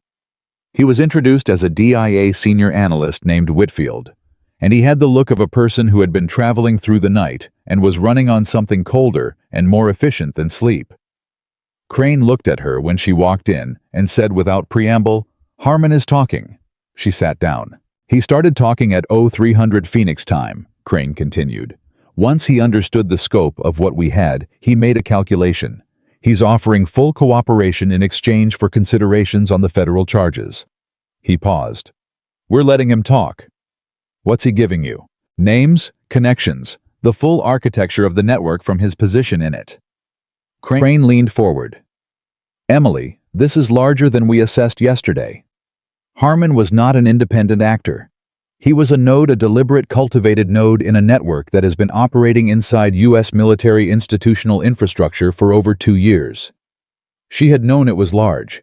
She had not known it was 2 years. "How many installations?" Whitfield answered. 11 confirmed compromised data points across 7 installations. 3 active incidents: the convoy, the relay station, Fort Hollow Creek. 4 incidents that were attributed to other causes and are now being reassessed. He looked at her steadily. And the network's ultimate objective was not the incidents. The incidents were operational proof of concept, tests of the intelligence pipeline's accuracy. He paused. The primary target was something else. She waited. "There is a regional coordination exercise scheduled for 6 weeks from now," Whitfield said. "Multi-installation. 300 personnel, senior command from 4 bases, including 2 general officers. Full communications infrastructure deployed in a field environment." He let that sit. "The network has had access to the planning documents for that exercise for 11 weeks. Emily felt the cold move through her all the way down to the floor. The attacks on the individual installations had not been the goal. They had been practice. Proof that the intelligence pipeline worked, that the interference testing methodology worked, that the contractor cover insertion worked. Everything that had been done over 2 years. Every compromised data point. Every cultivated asset. Every Thursday night access event had been building toward a single coordinated operation against a field exercise with 300 personnel and 2 general officers, 6 weeks away. "You stopped this in time," she said. It wasn't a question. She needed to hear it confirmed. "We stopped Harmon's pipeline in time," Crane said carefully. "Which is not the same thing. The network is disrupted at this node. Whether there are parallel nodes we haven't identified yet, That's what the expanded investigation needs to determine. She looked at him. In 6 weeks. In 6 weeks. Whitfield left the room at 06:30 to take a secure call. Carver followed him. Crane remained, and for a moment it was just the two of them in the communications room, with the early light coming in and the base beginning its day outside. Crane looked at her with the expression she had been expecting since the previous evening, the one he had been building toward across all the conversations, all the data sessions, all the moments where he had watched her think, and then watched the thinking produce results that changed the shape of the investigation. "I'm not going to make the ask," he said. "I told you I wouldn't, and I meant it. You have my word, and you have it in writing as of last night." She looked at him. "But I want to tell you something that's not an ask." He leaned forward. "The regional exercise, the expanded investigation, the 6-week window, those things are going to happen with or without you. My team is good. Whitfield is exceptional. We're going to work this problem as hard as it needs to be worked." He held her gaze. "And we are going to do it knowing that we are working without the person who identified this entire chain in 36 hours, starting from zero, with no institutional access and no prior briefing. We're going to do it knowing that, and we're still going to move forward." She understood what he was doing. He was not asking. He was describing the situation accurately and completely, and leaving the space between the description and the decision entirely to her. It was a sophisticated move. She respected it because it was honest. He wasn't pretending the choice didn't exist. He wasn't pressuring her. He was simply making sure she understood what the choice was and what it cost in either direction. "You said it was in writing," she said. "My conditions. Signed last night. You can read it before you make any decision about anything." She nodded. She didn't ask for it yet. She sat with the 6-week number and 300 personnel and 2 general officers, and the knowledge that somewhere in the expanded network there were threads. Harmon's cooperation hadn't reached yet. Threads that were still connected and functional threads that had not felt the cut, because the cut had only reached Harmon. She thought about the quiet house. She thought about the ordinary mornings. She thought about what it felt like to sit in a communications room at 5 in the morning and watch an investigation that had been running for 8 months crack open in 36 hours because she had arrived at the right base on the right morning and refused to stop seeing what she saw. She stood up. "I want to read the document." Crane reached into the folder in front of him and slid it across the table without a word. Marcus was awake when she came back to the medical unit. He was standing with a cup of coffee that someone had brought him, and his neck was exactly as stiff as she'd predicted, and when she walked in, he looked at her face and read it the way he always read her face. Not perfectly, not the way she read terrain, but with the particular accuracy of someone who loved a person enough to have learned the specific language of their expression. He said, "Tell me," she told him. "All of it. The 2-year network, the 11 compromised data points, the field exercise, the 6-week window." Crane's careful non-ask, and the document she had just read twice. He listened without interrupting, which was one of the things she had loved about him from the beginning, the quality of his listening, the way it was complete. When she finished, he was quiet for a moment, holding his coffee with both hands, looking at the floor. Then he looked up at her. "What do you want to do?" he asked. "Not what do you think you should do. Not what does the situation require. What do you want?" She loved him for the precision of that question. "I want to go home," she said. "I want to sit in our kitchen and drink coffee that isn't from a military canteen, and I want to be your wife without anything else attached to that." She paused. "That's what I want." "Okay," he said. "And I think I need to see this through." I was quiet for a moment. "Those 2 things can both be true." "I know. I'm just saying them both out loud because I need to hear them both." He set his coffee down and crossed the space between them and held her the way he had held her when she first walked through his office door the previous morning before the cameras and the ridge and the debrief and the financial records and Flagstaff and Harmon in a truck 6 miles from a storage unit. He held her the way he held her when she was just his wife arriving after 4 months and everything else was secondary. She let herself be held for exactly as long as she needed to be. Then she pulled back. "I'm going to talk to Crane," she said. He nodded. "And then I'm going to ask Rivers about the sutures because they need to come out eventually, and I'd rather do it here than in a different state." He smiled. It was the first real smile she had seen on his face since the comm tower blew. "I'll come with you." To talk to Crane, or to have the sutures out? Both. She walked back into the communications room with Marcus beside her, and sat down across from Crane and said, "I'll finish the 6 weeks. The field exercise, the expanded investigation, everything connected to what Harmon gave you. 6 weeks full access, same conditions." She held his gaze. "After that I go home and we don't have this conversation again." Crane said, "Understood." "I mean it, Agent Crane. I know you mean it." He held her gaze with the same directness he'd had since the first debrief. "And I mean understood. This ends when you say it ends."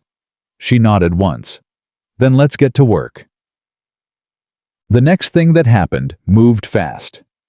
Whitfield came back into the room at 07:15 with a different quality of urgency than he'd carried before.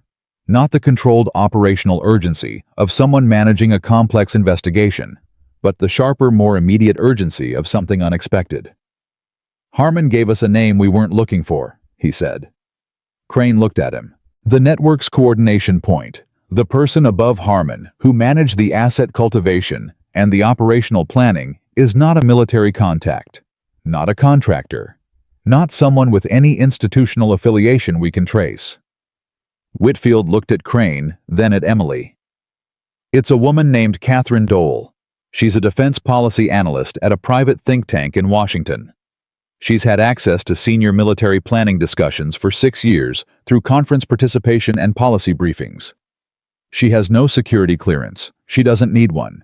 She sits in rooms where people talk and she listens, and she's been doing it for 6 years. The room absorbed that." Emily said, "She's not recruited. She's freelance. Effectively. She appears to be working on behalf of a foreign principal, but the connection is indirect enough that it's going to take the FBI's counterintelligence division significant time to build a case that holds legally." Whitfield paused. "Harmon met her at a defense policy conference 4 years ago. He describes the relationship as professional, initially, then social, then over a period of roughly 18 months operational.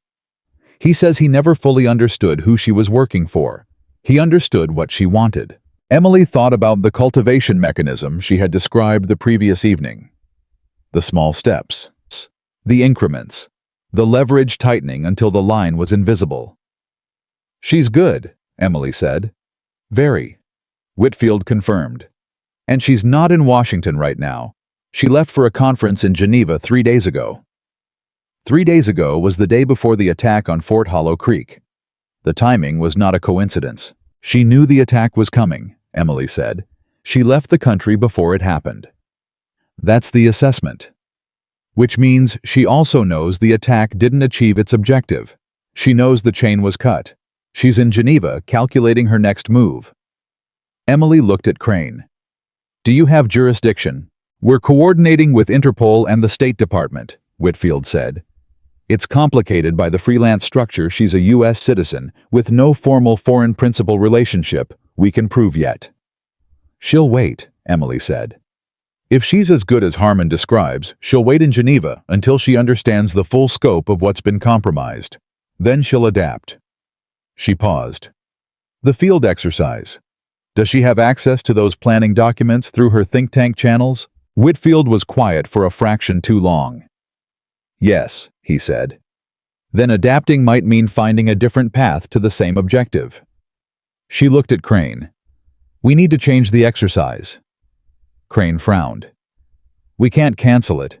2 general officers, 300 personnel, 4 installation coordination. Not cancel, change. The dates, the location parameters, the communications infrastructure. Change enough of it that the intelligence she already has becomes unreliable. Force her to need new intelligence to make the exercise viable as a target." Emily looked at him steadily. "And when she tries to get that new intelligence, you have a vector." The room was quiet. Crane looked at Whitfield. Whitfield said, That's a significant operational modification on a 6-week timeline. I know, Emily said. But it's the right move. Crane picked up his phone. The recommendation went to Regional Command at OH 900. The response came back in 40 minutes, which was fast for institutional decision-making, which meant it had gone high quickly, and the people at the top were taking it seriously. The exercise would be modified. Dates shifted by 72 hours. 3 of the 7 planned communication relay positions moved. The personnel roster adjusted to protect the location of the general officers until the final 48 hours before the exercise began. It wasn't everything Emily had recommended. It rarely was. Institutional inertia resisted change even when the case for change was clear, and the people who had planned the exercise had put significant work into the original design and didn't abandon that work easily. But it was enough.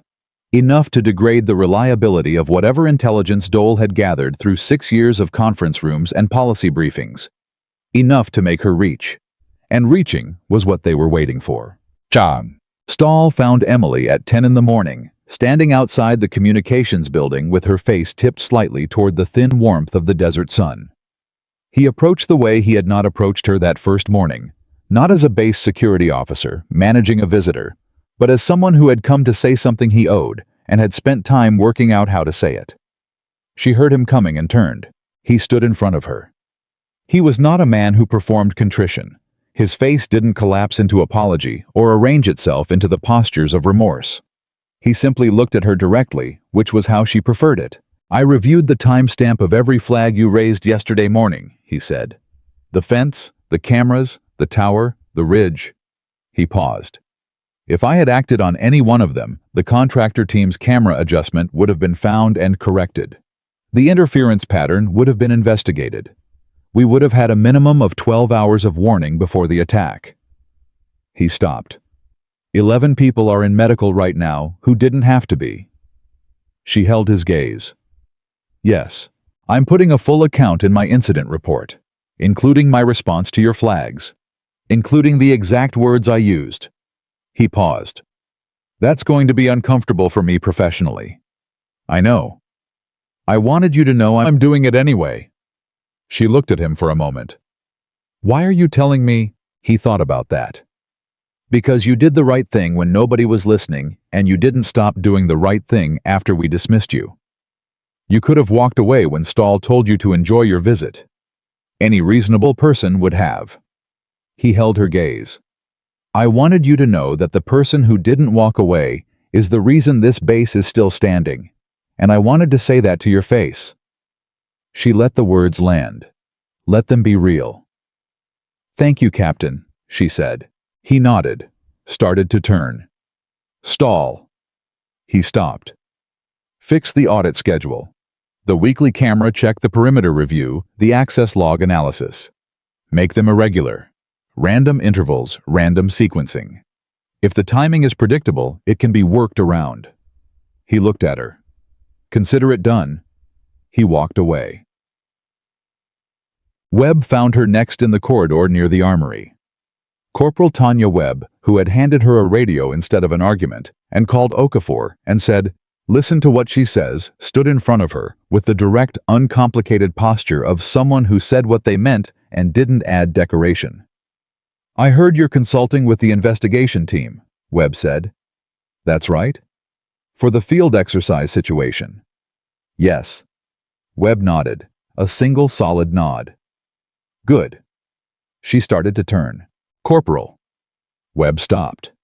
The rifle. The training piece you handed me. Where does it go in the inventory? Webb looked at her. Then the corner of her mouth moved in the way mouths moved when something was both correct and slightly absurd. I logged it as Advanced Marksmanship Training Exercise. It's back on the rack. Emily said, It's a good rifle. It is, Webb agreed. Old but solid. Does what you need it to do. Most things that matter are like that. Webb looked at her steadily for a moment. You should know I told my team about yesterday. What you saw and what you did with it. She paused. They're going to remember this one. Emily said, Tell them to remember the audit schedule. Webb almost smiled. Yes, ma'am. Okafor was the last one. He found her in the communications room that afternoon, where she had been working with Carver on the data architecture of the network's intelligence collection methodology, building a picture of the collection pattern that could be turned into a detection framework, a way for other installations to identify the early signatures of the same kind of compromise before it reached the attack phase. He knocked on the open door. She looked up. He had the look of someone who had been sitting with something and had decided the sitting was finished. "I want to ask you something," he said. "Come in." He sat down across from her. "Before you found the 31-day interference record, before any of that, in the communications room when I pulled up the signal log and you saw the 12-day pattern." He paused. "You already knew, didn't you? Before you even saw the log." She looked at him. She thought about the accurate answer. "I knew something was wrong," she said. The specific data confirmed it.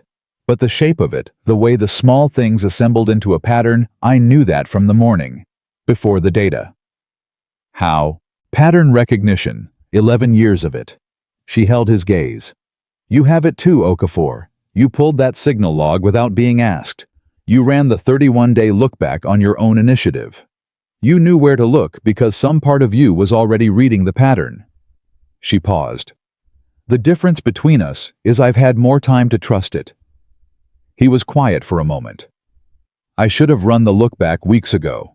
You should have been told to run it," she said. "There's a difference. You're not responsible for the gap in your audit protocol. You're responsible for what you do when you find it." She held his gaze. "And you found it." He looked at her steadily. Then he nodded. The nod of someone accepting a correction that was also a reassurance and understanding that both things could be true at once. "Thank you," he said. "For what it's worth, I'm glad you drove 4 hours to deliver documents." She looked at him. Something that was not quite a smile, but was warm in the same way. "So am I," she said. "Go home and sleep, Sergeant." He went. The 6 weeks moved, the way intensive work moved fast in the living of it, and long in the remembering. Emily worked with Crane's team, and Whitfield, and a rotating cast of analysts and field officers who flew in and out of a temporary coordination space established at the regional command facility. She worked the data. She built detection frameworks.